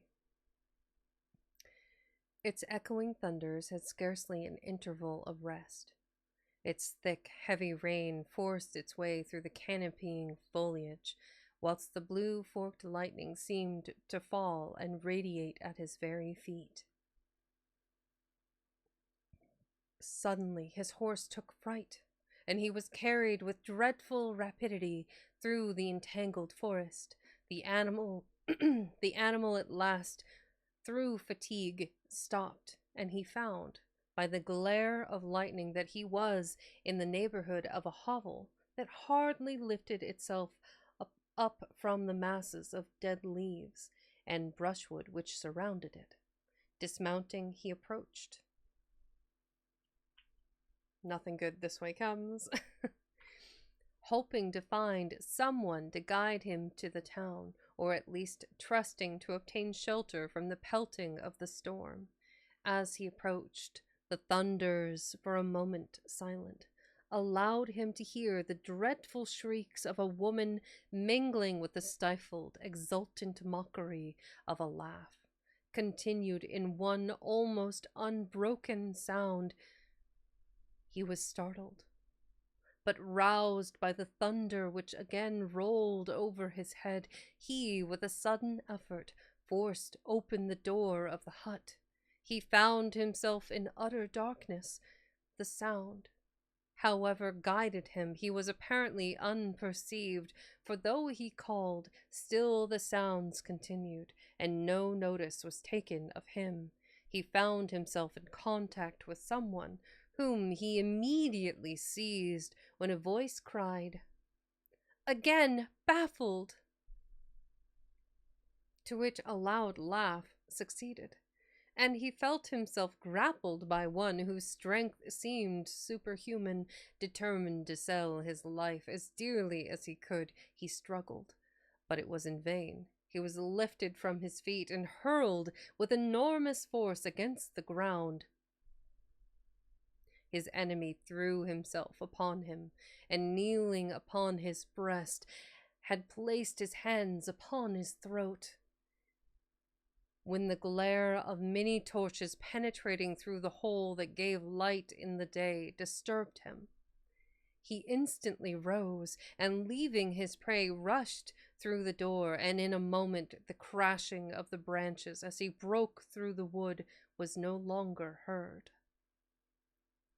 The storm was now still, and Aubrey, incapable of moving, was soon heard by those without. They entered.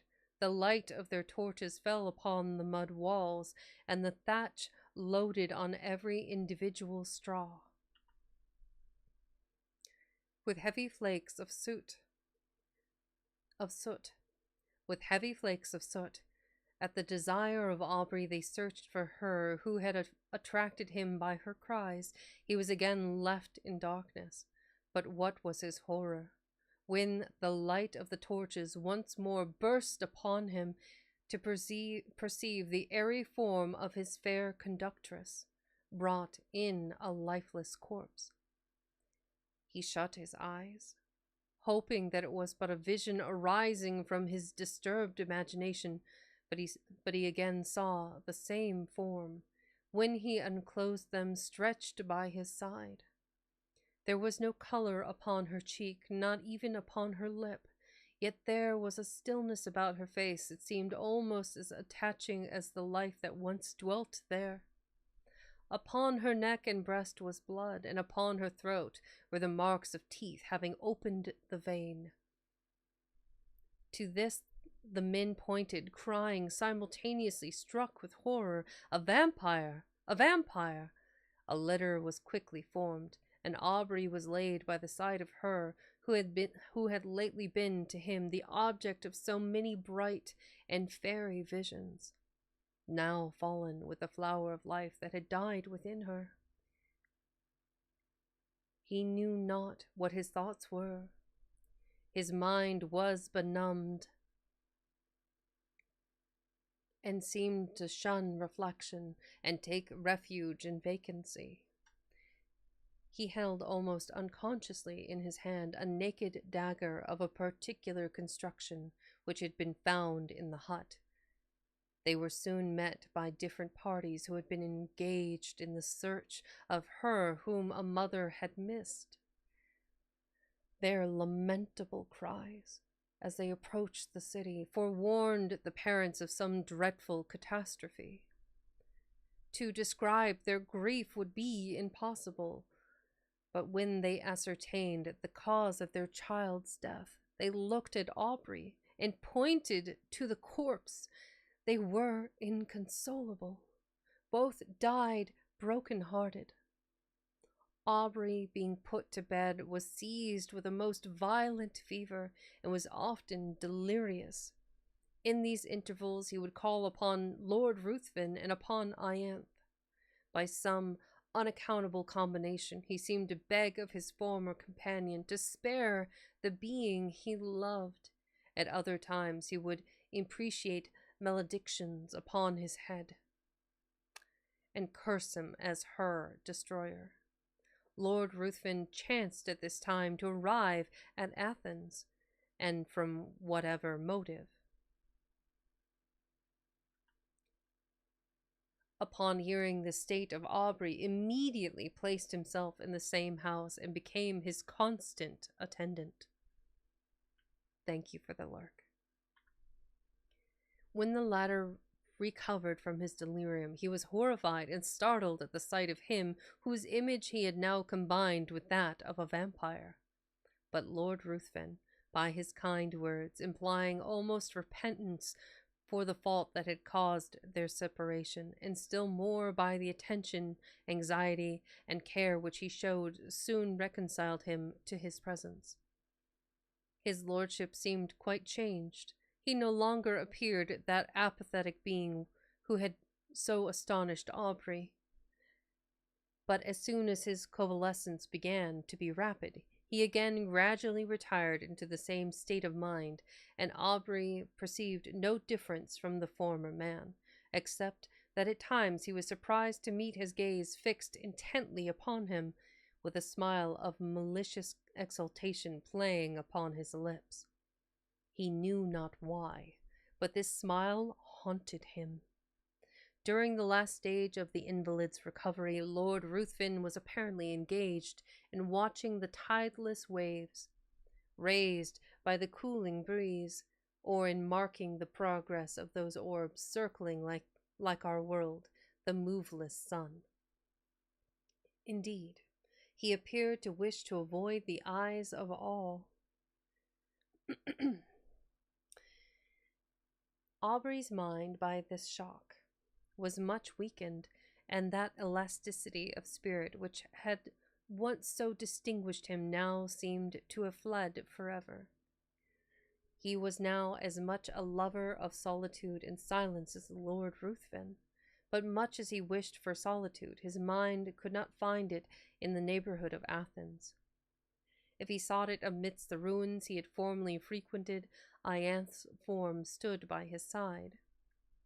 If he sought it in the woods, her light step would appear wandering amidst the underwood in quest of the modest violet.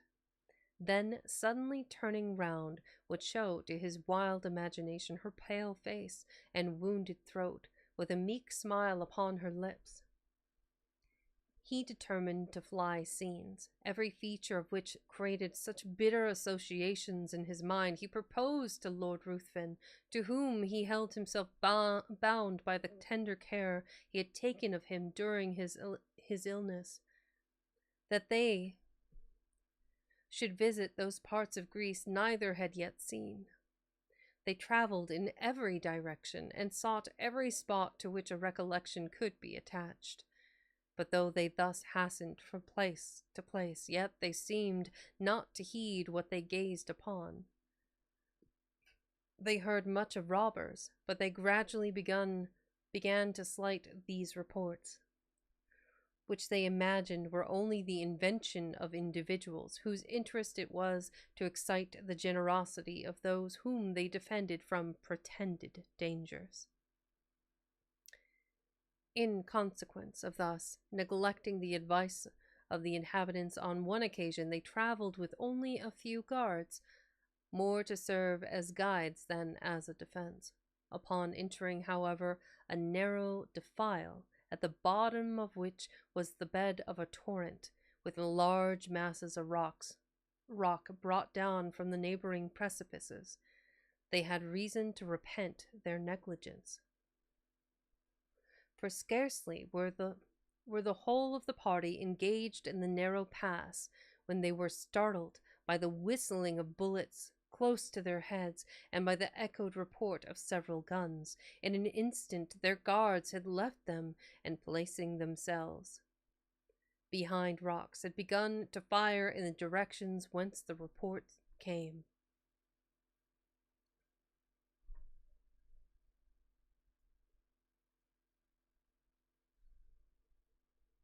Lord Ruthven and Aubrey, imitating their example, retired for a moment behind the sheltering turn of the defile, but ashamed of being thus detained by a foe who, with insulting shouts, bade them advance, and being exposed to unresisting slaughter if any of the robbers should climb above and take them in the rear, they determined at once to rush forward in search of the enemy. Hardly had they lost the shelter of the rock when Lord Ruthven received a shot in the shoulder which brought him to the ground. Aubrey hastened to his assistance, and no longer heeding the contest of his own peril, was soon surprised by seeing the robbers' faces around him. His guards having, upon Lord Ruthven's being wounded, immediately thrown up their arms and surrendered. But by promise of great reward, Aubrey soon induced them to convey his wounded friend to a neighboring cabin, and having agreed upon a ransom, he was no more disturbed by. Weird. No more disturbed by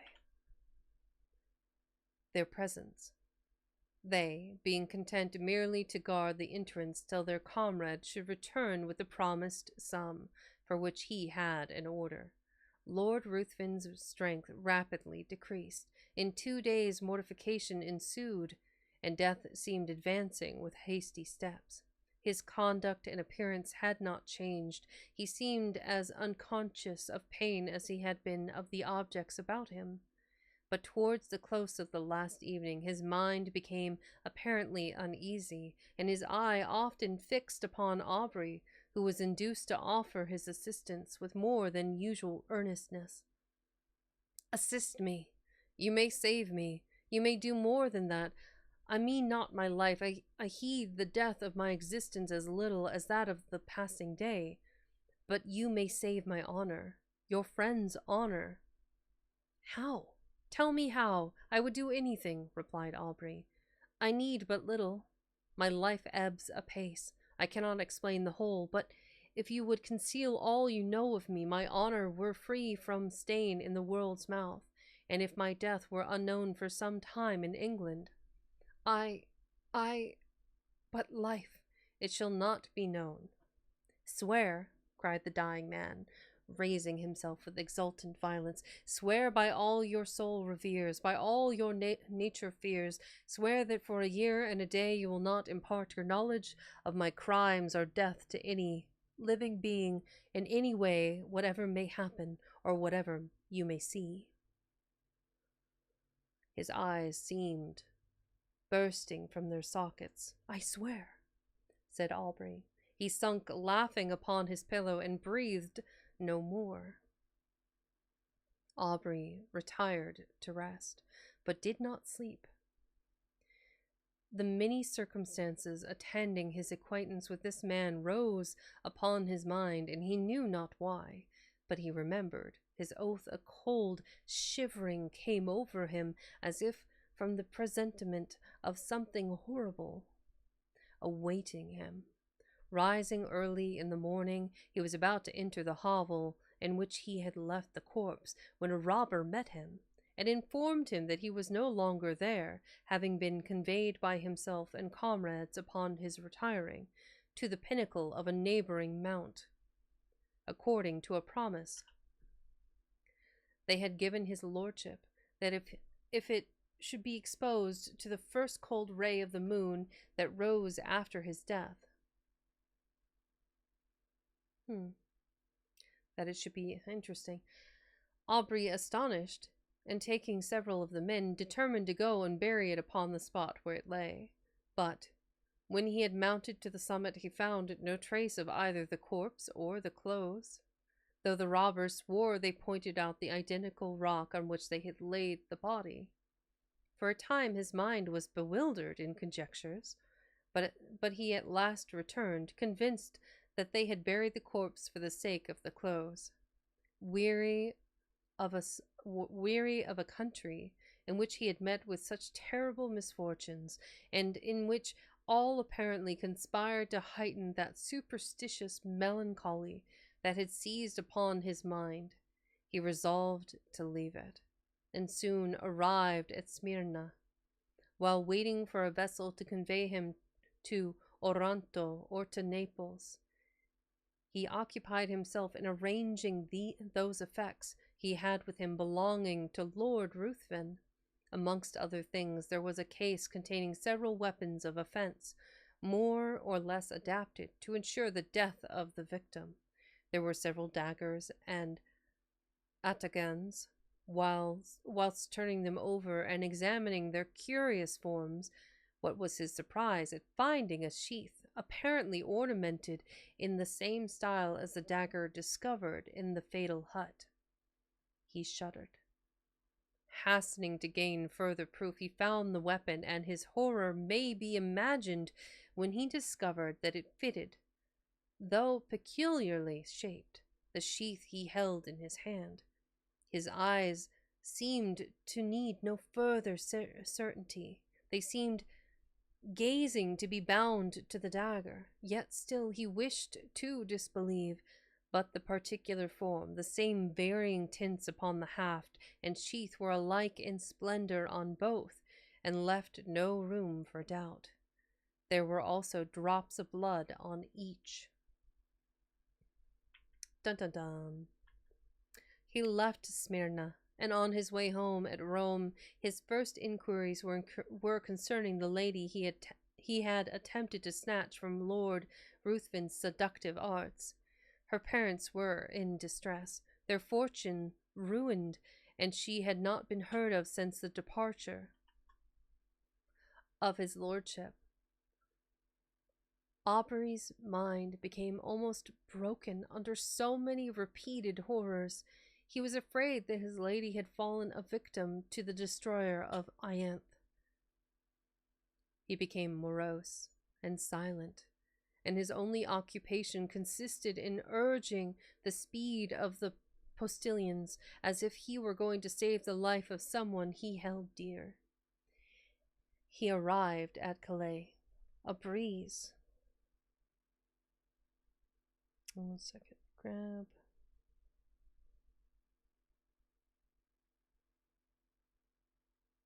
That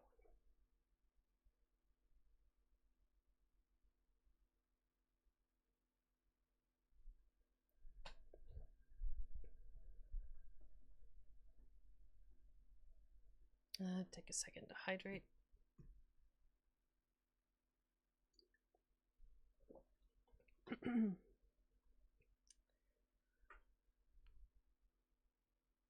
Too much screen time today, I think. A little bit. He became morose and silent, and his only occupation consisted in urging the speed of the postilions as if he were going to save the life of someone he held dear. He arrived at Calais. A breeze, which seemed obedient to his will, soon wafted him to the English shores, and he hastened to the mansion of his fathers, and there, for a moment, appeared to lose in the embraces and caresses of his sister all memory of the past, if she before, by her infantine caresses, had gained his attention. Now that the woman began to appear, she was still more attaching as a companion. Miss Aubrey had not that winning grace which gains the gaze and applause of the drawing-room assemblies. There was none of that light brilliancy which only exists in the heated atmosphere of a crowded apartment. Her blue eye was never lit up by the levity of the mind beneath.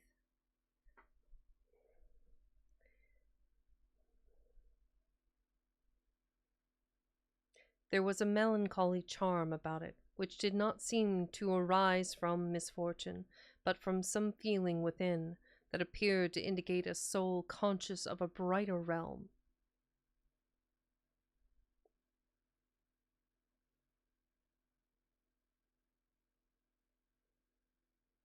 Her step was not that light footing which strays wherever a butterfly or a color may attract. It was sedate and pensive.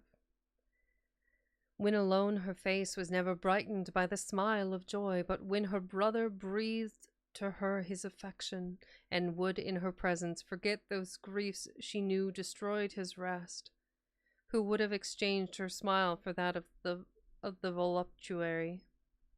It seemed as if those eyes, that face, were then playing in the light of their own native sphere. She was yet only 18, and had not been presented to the world.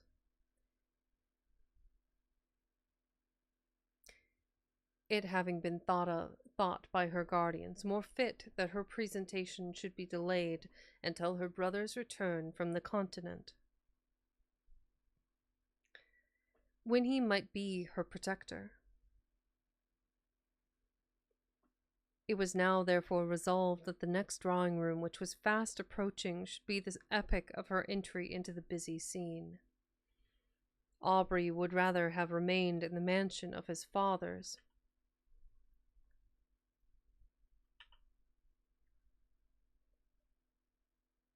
and fed upon the melancholy which overpowered him. He could not feel interest about the frivolities of fashionable strangers, when his mind had been so torn by the events he had witnessed, but he determined to sacrifice his own comfort to the protection of his sister. They soon arrived in town and prepared for the next day, which had been announced as a drawing room.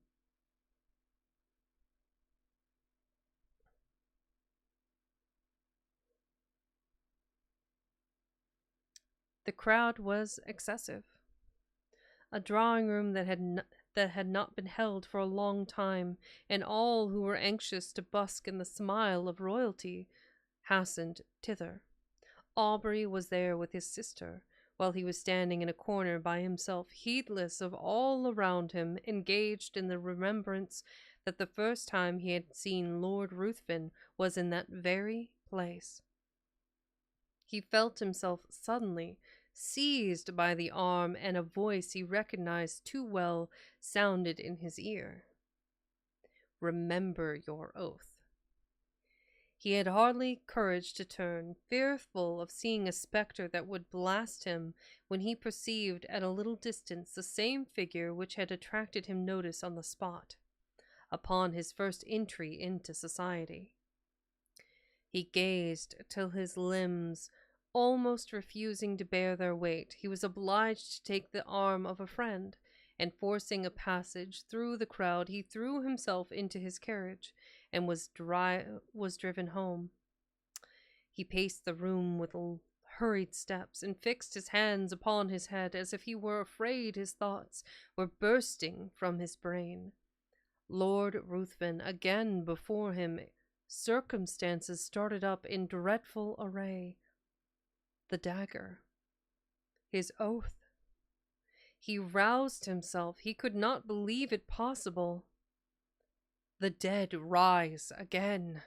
He thought his imagination had conjured up the image his mind was resting upon. It was impossible that it could be real.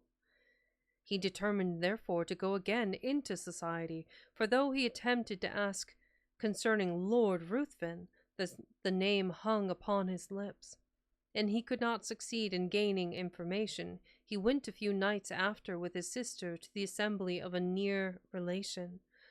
Leaving her under the protection of a matron, he retired into a recess, and there gave himself up to his own devouring thoughts. Perceiving at last that many were leaving, he roused himself and entering another room, found his sister surrounded by several, apparently in earnest conversation.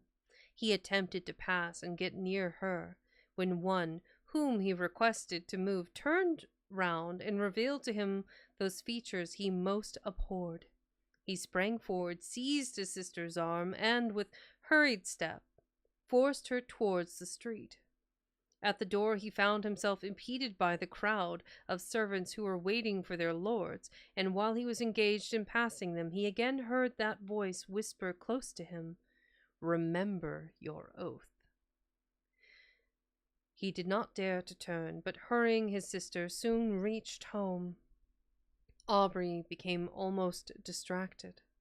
If before his mind had been absorbed by one subject, how much more completely was it engrossed, now that the certainty of the monster's living again pressed upon his thoughts.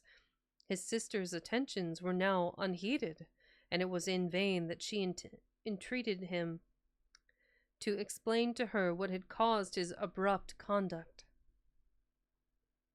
He only uttered a few words, and those terrified her. The more he thought, the more he was bewildered. His oath startled him.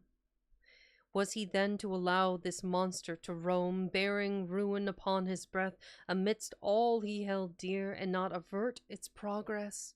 His very sister might have been touched by him. But even if he were to break his oath and disclose his suspicions, who would believe him? He thought of employing his own hand to free the world from such a wretch, but death, he remembered, had been already mocked. For days he remained in this state. Shut up in his room, he saw no one, and eat only when his sister came, who, with eyes streaming with tears, besought him, for her sake, to support nature. At last, no longer capable of bearing stillness and solitude, he left his house, roamed from street to street, anxious to fly that image which haunted him. His dress became neglected, and he wandered, as often exposed to the noonday sun as the midnight damps. He was no longer to be recognized. At first he returned with the evening to the house, but at last he laid him down to rest wherever fatigue overtook him. His sister, anxious for his safety, employed people to follow him, but they were soon distanced by him who fled from a pursuer swifter than any from thought. His conduct, however, suddenly changed, struck with the idea that he left by his absence the whole of his friends, with a fiend amongst them of whose presence they were unconscious. He determined to enter again into society and watch him closely, anxious to forewarn, in spite of his oath, all whom Lord Ruthven approached with intimacy. But when he entered into a room, his haggard and suspicious looks were so striking, his inward shuddering so visible, that his sister was at last obliged to beg of him to abstain from seeking, for her sake, a society which affected him so strongly. When, however, remonstrance proved unavailing, the guardians thought proper to interpose, and fearing that his mind was becoming alienated, they thought it high time to resume again that trust which had been before imposed upon them by Aubrey's parents. Desirous of saving him from the injuries and sufferings he had daily encountered in his wanderings, and of preventing him from exposing to the general eye those marks of what they considered folly, they engaged a physician to reside in the house and take constant care of him. He hardly appeared to notice, so completely was his mind absorbed by one terrible subject. His incoherence became at last so great that he was confined to his chamber. There he would often lie for days, incapable of being roused. He had become emaciated. His eyes had attained a glassy luster, the only sign of affection and recollection remaining displayed itself upon the entry of his sister. Then he would sometimes start, and seizing her hands with looks that severely afflicted her, he would desire her not to touch him. "Oh, do not touch him. If your love for me is aught, do not go near him." When, however, she inquired to whom he referred, his only answer was "True, true," and again he sank into a state whence not even she could rouse him. This lasted many months. Gradually, however, as the year was passing, his incoherences became less frequent, and his mind threw off a portion of its gloom, whilst his guardians observed that several times in the day he would count upon his fingers a definite number and then smile. The time had nearly elapsed, when, upon the last day of the year, one of his guardians, entering his room, began to converse with his physician upon the melancholy circumstance of Aubrey's being in so awful a situation, when his sister was going next day to be married. Instantly, Aubrey's attention was attracted. He asked anxiously to whom. Glad of this mark of returning intellect, of which they feared he had been deprived, they mentioned the name of the Earl of Marston. Thinking this was a young earl whom he had met with in society, Aubrey seemed pleased, and astonished them still more by his expressing his intention to be present at the nuptials, and desiring to see his sister. They answered not. But in a few minutes his sister was with him.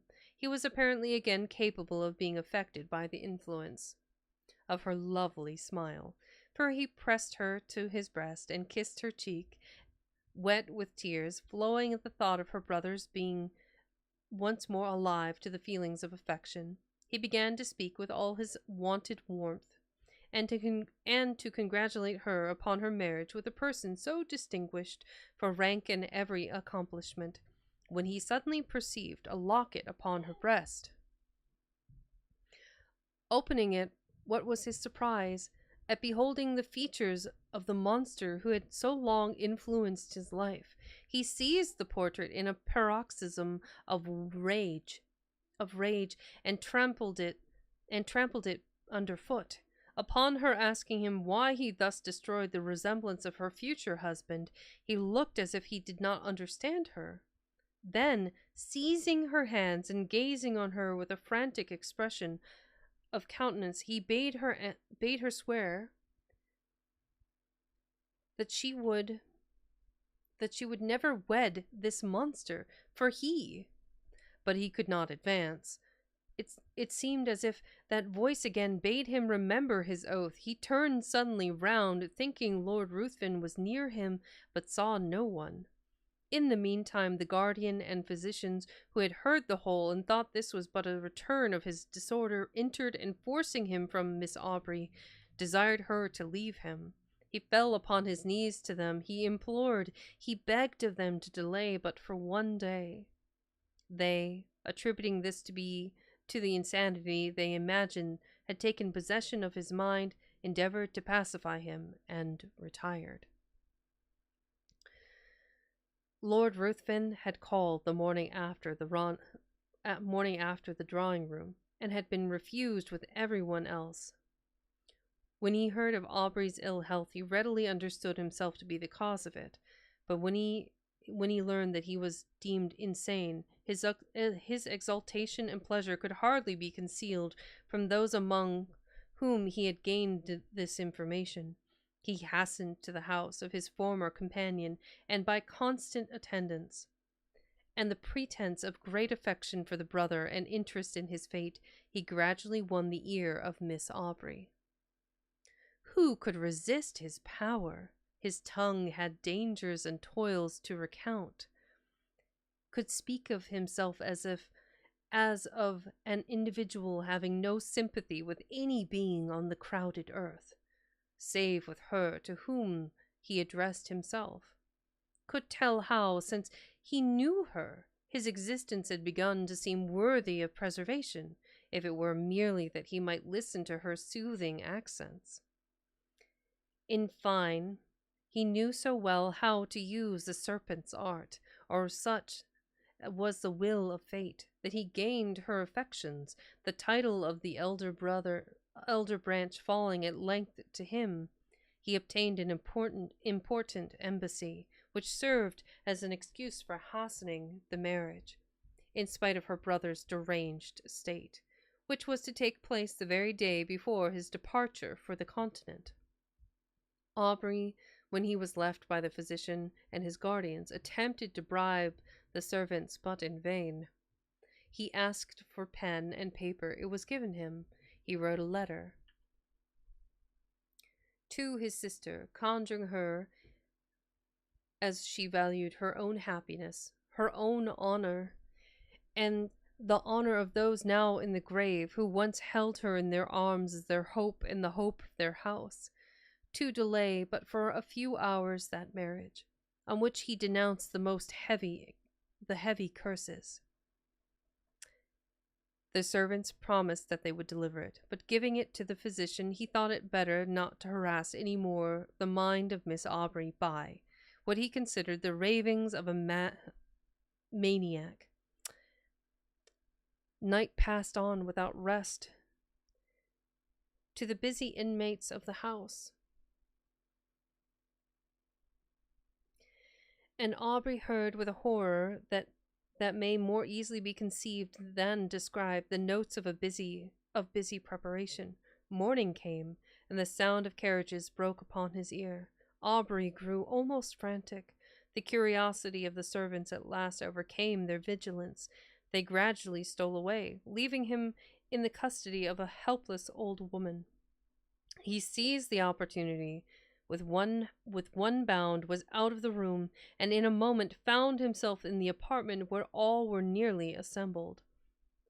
Lord Ruthven was the first to perceive him. He immediately approached, and taking his arm by force, hurried him from the room, speechless with rage. When on the staircase, Lord Ruthven whispered in his ear, "Remember your oath, and know, if not my bride today, your sister is dishonored. Women are frail." So saying, he pushed him towards his attendants, who, roused by the old woman, had come in search of him. Aubrey could no longer support himself. His rage, not finding vent, had broken a blood vessel, and he was conveyed to bed. This was not mentioned to his sister, who was not present when he entered, as the physician was afraid of agitating her. The marriage was solemnized, and the bride and bridegroom left London. Aubrey's weakness increased. The effusion of blood produced symptoms of the near approach of death. He desired his sister's guardians might be called, and when the midnight hour had struck, he related composedly what the reader has perused. He died immediately after. The guardians hastened to protect Miss Aubrey, but when they arrived, it was too late.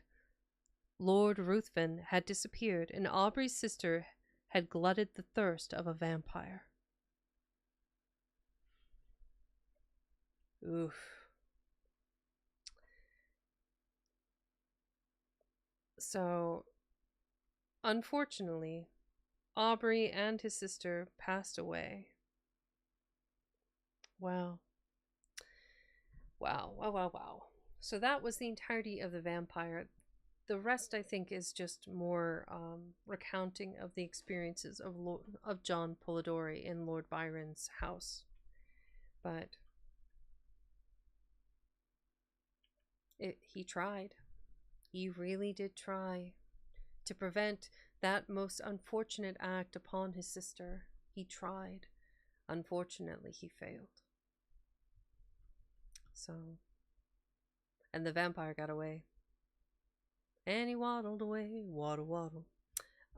So, unfortunately, Lord Ruthven succeeded in getting everything that he wished to take away the things that he loved most. Aubrey's, the Ianthe, his sister, etc. Yeah. All right, so there's one more section here. There's about 10 pages left, I believe. Extract of a letter containing an account of Lord Byron's residence in the island of Mytilene.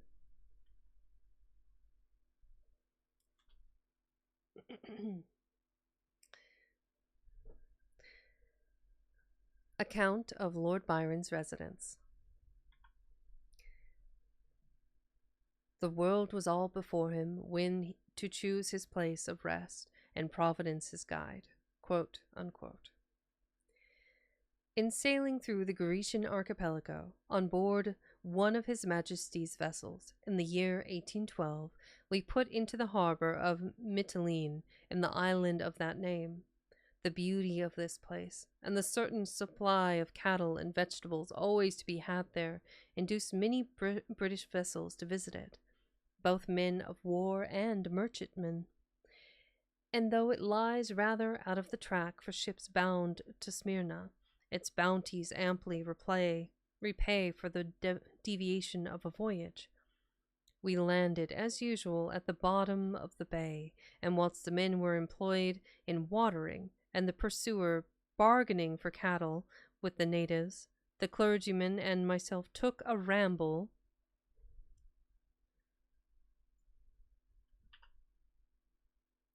to the cave called Homer's School, and other places where we had been before. Well, tickle my throat there. Ugh. Grab another. Yes. A great and powerful juice. Ta-da! Pardon. Before I continue, I do want to reflect for a moment. I can genuinely see the correlation from the bones, the very bare bones of Lord Byron's a fragment, being the seed of which John Polidori's The Vampyre were based on. You can see it in the ebb and flow of the story, you know, the certitude of the aristocracy, this lord that the man in Byron's story followed and then put to rest and performed, you know, some sort of effect upon his dead body and putting him to rest in the place where the stork and the serpent were resting.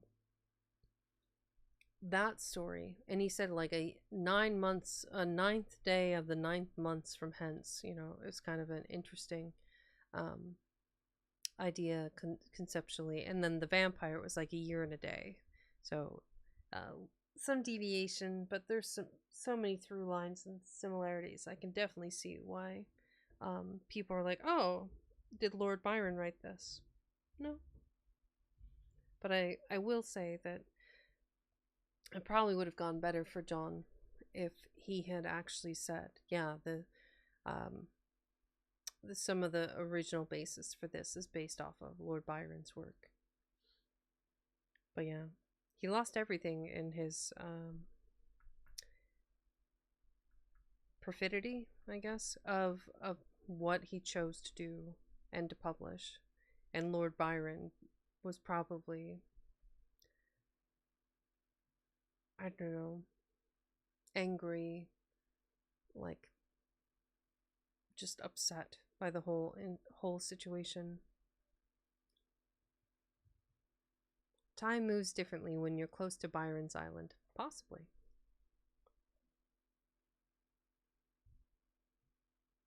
The Diodati villa was something else. Everything that came out of it was unusual. Anyway, let's get back to the cooking the story here. On the brow of Mount Ida, a small monticule so named, we met with and engaged a young Greek as our guide, who told us he had come from Scio with an English lord, who left the island 4 days previous to our arrival in his felucca.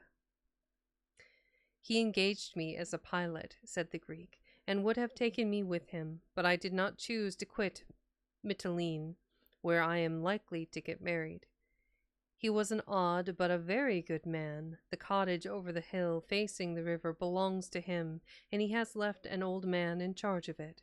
He gave Dominic, the wine trader, 600 zecchines for it, about 250 lira English currency. and has resided there. Maybe not lira, maybe that was the old symbol for pound, about 250 pound. And has resided there about 14 months.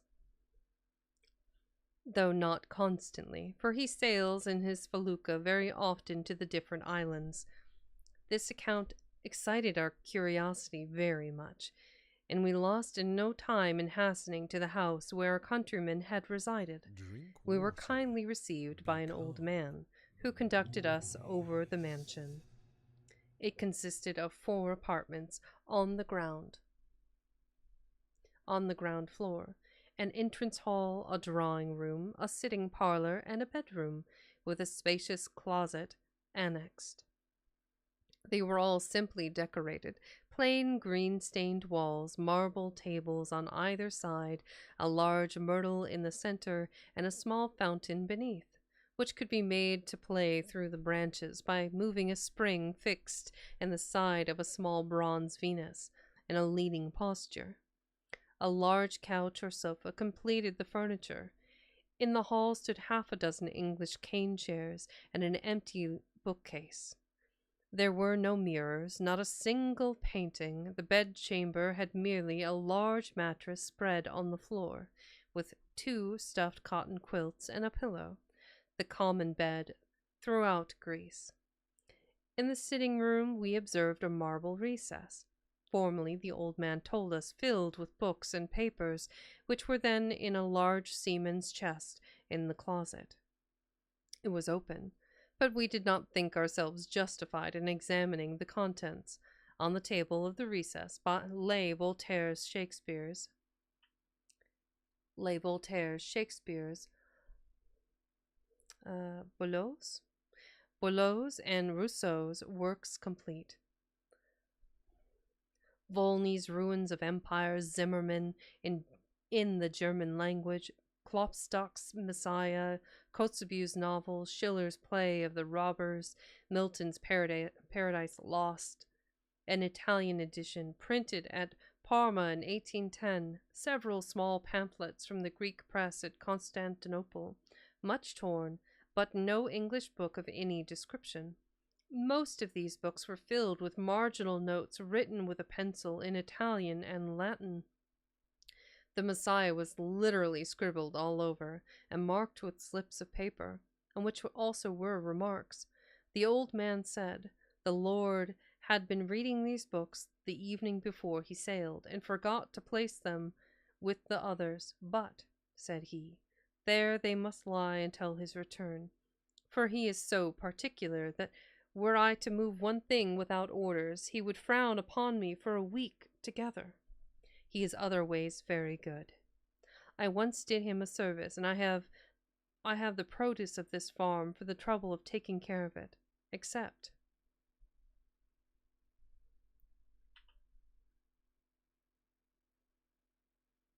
no. That's odd. Okay.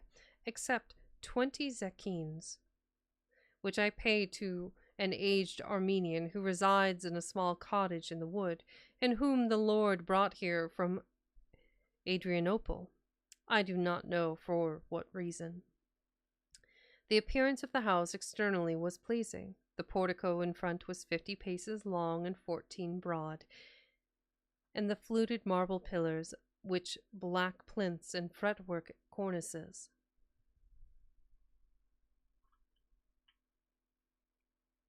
Taking notes, are you, Bone? Also, hi, churros. Yes, I will stay hydrated. Un moment.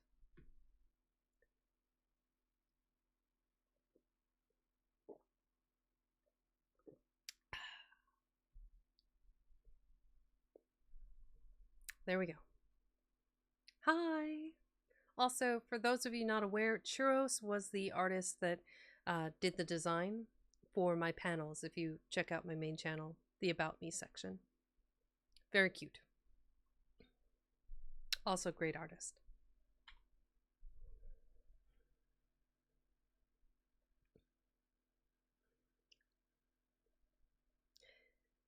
The portico in front was 50 paces long and 14 broad.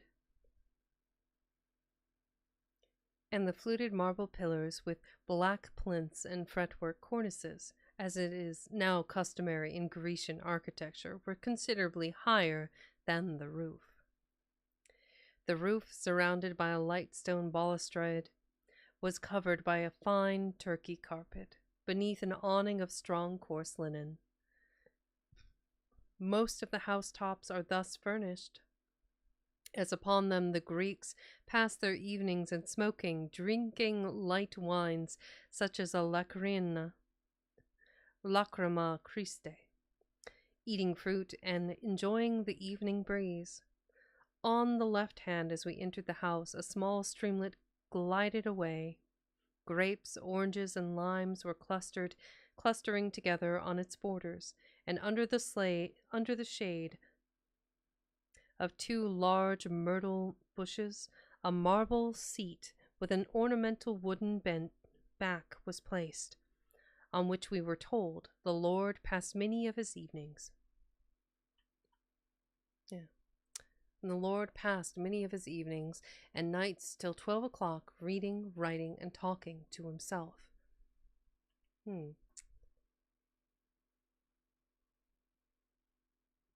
Oh, that's good. Yes, it is Fancy Hat Day. Well, it will be Fancy Hat Month, or as Fallen so coined the phrase, Hexing Cat for the foreseeable future. At least until I can get through some various horror stories and maybe some horror games. I'm not sure if I'll have time, but we'll try.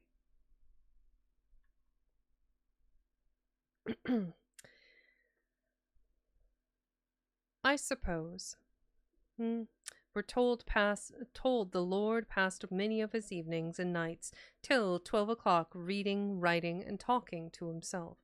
I suppose, said the old man, praying, for he was very devout and always attended our church twice a week, besides Sundays. The view from the seat was what may be termed a bird's eye view.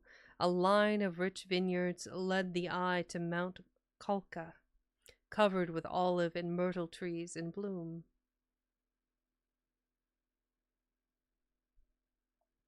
And on the summit of which an ancient Greek temple appeared in majestic decay. A small stream issuing from the ruins descended in broken cascades until it was lost in the woods near the mountain's base. The sea, smooth as glass, and an horizon unshadowed by a single cloud, terminates the view in front, and a little on the left. Through a vista of lofty chestnut and palm trees, several small islands were distinctly observed, studding the light blue wave with spots of emerald green. I seldom enjoyed a view more than I did this, but our inquiries were fruitless as to the name of the person who had resided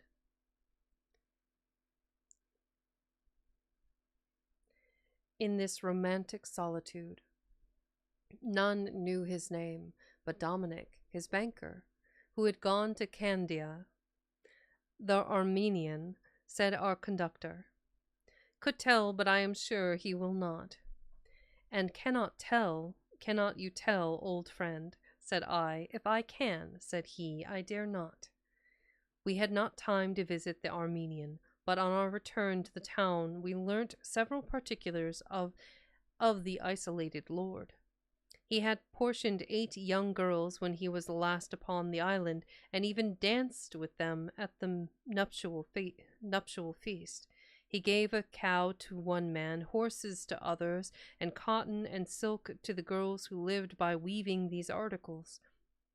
He also bought a new book for a fisherman who had lost his own in a gale, and he often gave Greek testaments to the poor children. In short, he appeared to us, from all we collected, to have been a very eccentric and benevolent character. One circumstance we learnt, which our old friend at the cottage thought proper not to disclose. He had a most beautiful daughter, with whom the Lord was often seen walking on the seashore, and he had bought her a pianoforte and taught her himself the use of it. Such was the information which we departed from the peaceful isle of Mytilene, our imagination all on the rack, guessing who this rambler in Greece could be. He had money, it was evident. He had philanthropy of disposition, and all those eccentricities which mark peculiar genius. Arrived at Palermo, and all doubts were dispelled, falling in company with Mr. Foster, the architect, a pupil of Wyatt's, who had been traveling in Egypt and Greece. The individual, said he, about whom you are so anxious is Lord Byron. I met him in my travels on the island of Tenedos, and I also visited him at Mytilene. We had never then heard of his lordship's fame, as we had been some years from home, but Childe Harold being put into our hands, we recognized the recluse of Calcla in every page. Deeply did we regret not having been more curious in our researches at the cottage, but we consoled ourselves with the idea of returning to Mytilene on some future day. But to me, that day will never return. I make this statement, believing it not quite uninteresting, and injustice to his lordship's good name, which has been grossly slandered.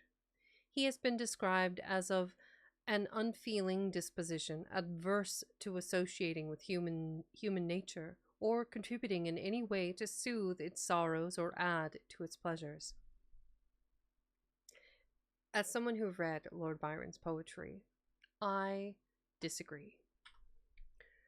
The fact is directly the reverse, as may be plainly gathered from these little anecdotes. All the finer feelings of the heart, so elegantly depicted in his lordship's poems, seem to have their seat in his bosom. Tenderness, sympathy, and charity appear to guide all his actions, and his courting the repose of solitude is an additional reason for marking him as a being on whose heart religion hath set her seal, and over whose head benevolence hath thrown her mantle.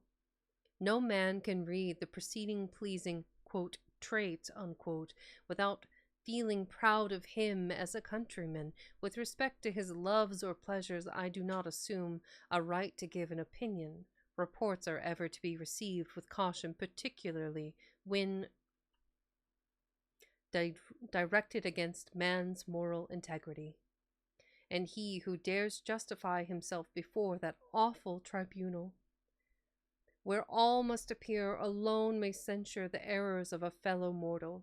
Lord Byron's character is worthy of his genius. To do good in secret and shun the world's applause is the surest testimony of a virtuous heart and self-approving conscience. The end. And that, my dear friends, was the entirety of everything from The Vampyre. So, I can definitely see where John perhaps harbored some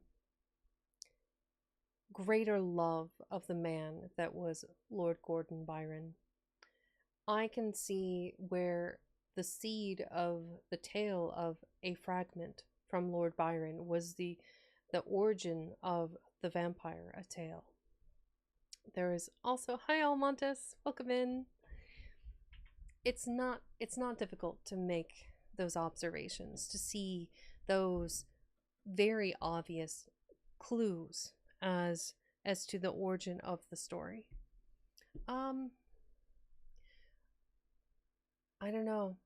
It's, from all accounts, Lord Byron was a unique individual. Like, I mean, even in that final letter, he's spoken of as like eccentric. He gave a book to a fisherman because he lost it while in a gale. He gave like silk and fabrics to those who spun them. Like he enhanced the lives of those in his philanthropy to those around him. I think in the idea of Lord Byron in that final letter being this generous, kind man and possibly seeking his solitude to write that poetry that touches me even now, having read it years after his passing. I think he had a pretty good grasp on who Lord Byron was. And it's sad to know that John, like, his writing career was pretty much over after this story, just because everyone thought he was plagiarizing Lord Byron, when Lord Byron himself was like, I would never write like that. That was drivel. Is an interesting take. But we have been at this for about 3 hours. Let's see if we can find somebody else in the reading category, hopefully in the spooky reading category, and we'll get started here on a raid. I am taking suggestions. Also, Manny, that is a lot of sleepy, comfy emotes. That is adorable. I'm taking suggestions for a raid message. Let's find somebody in the category to go raid.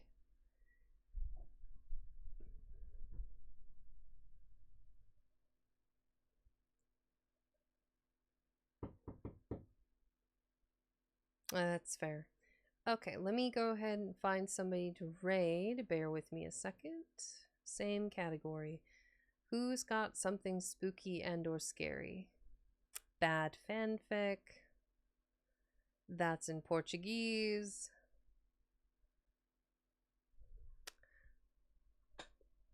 When the moon hatched. That's interesting.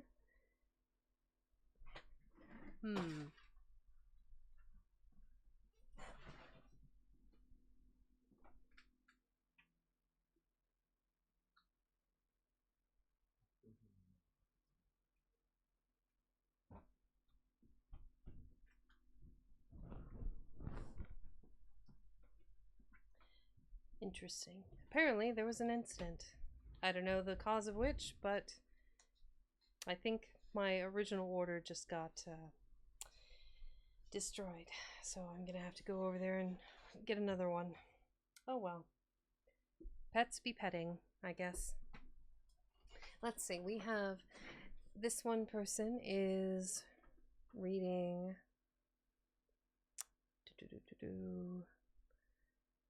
it's a view of a cat as they are reading something.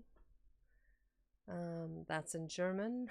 Game of Thrones. Myco Psycho. What are you reading? The Big Picture by Sean Carroll. Maybe. Creepy pasta readings. We like creepy pastas. At least in October we do. The rest of the time, absolutely not.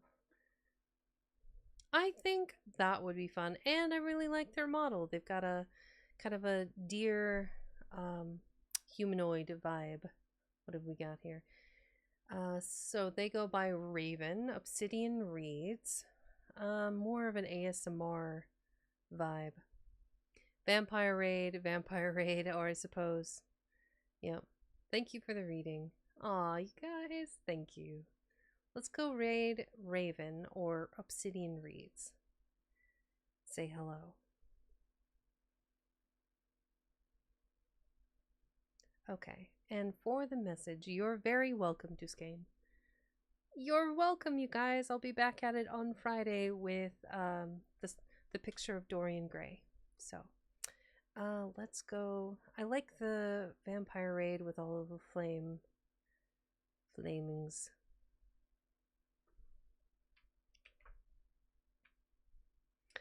It is spelled incorrectly, though.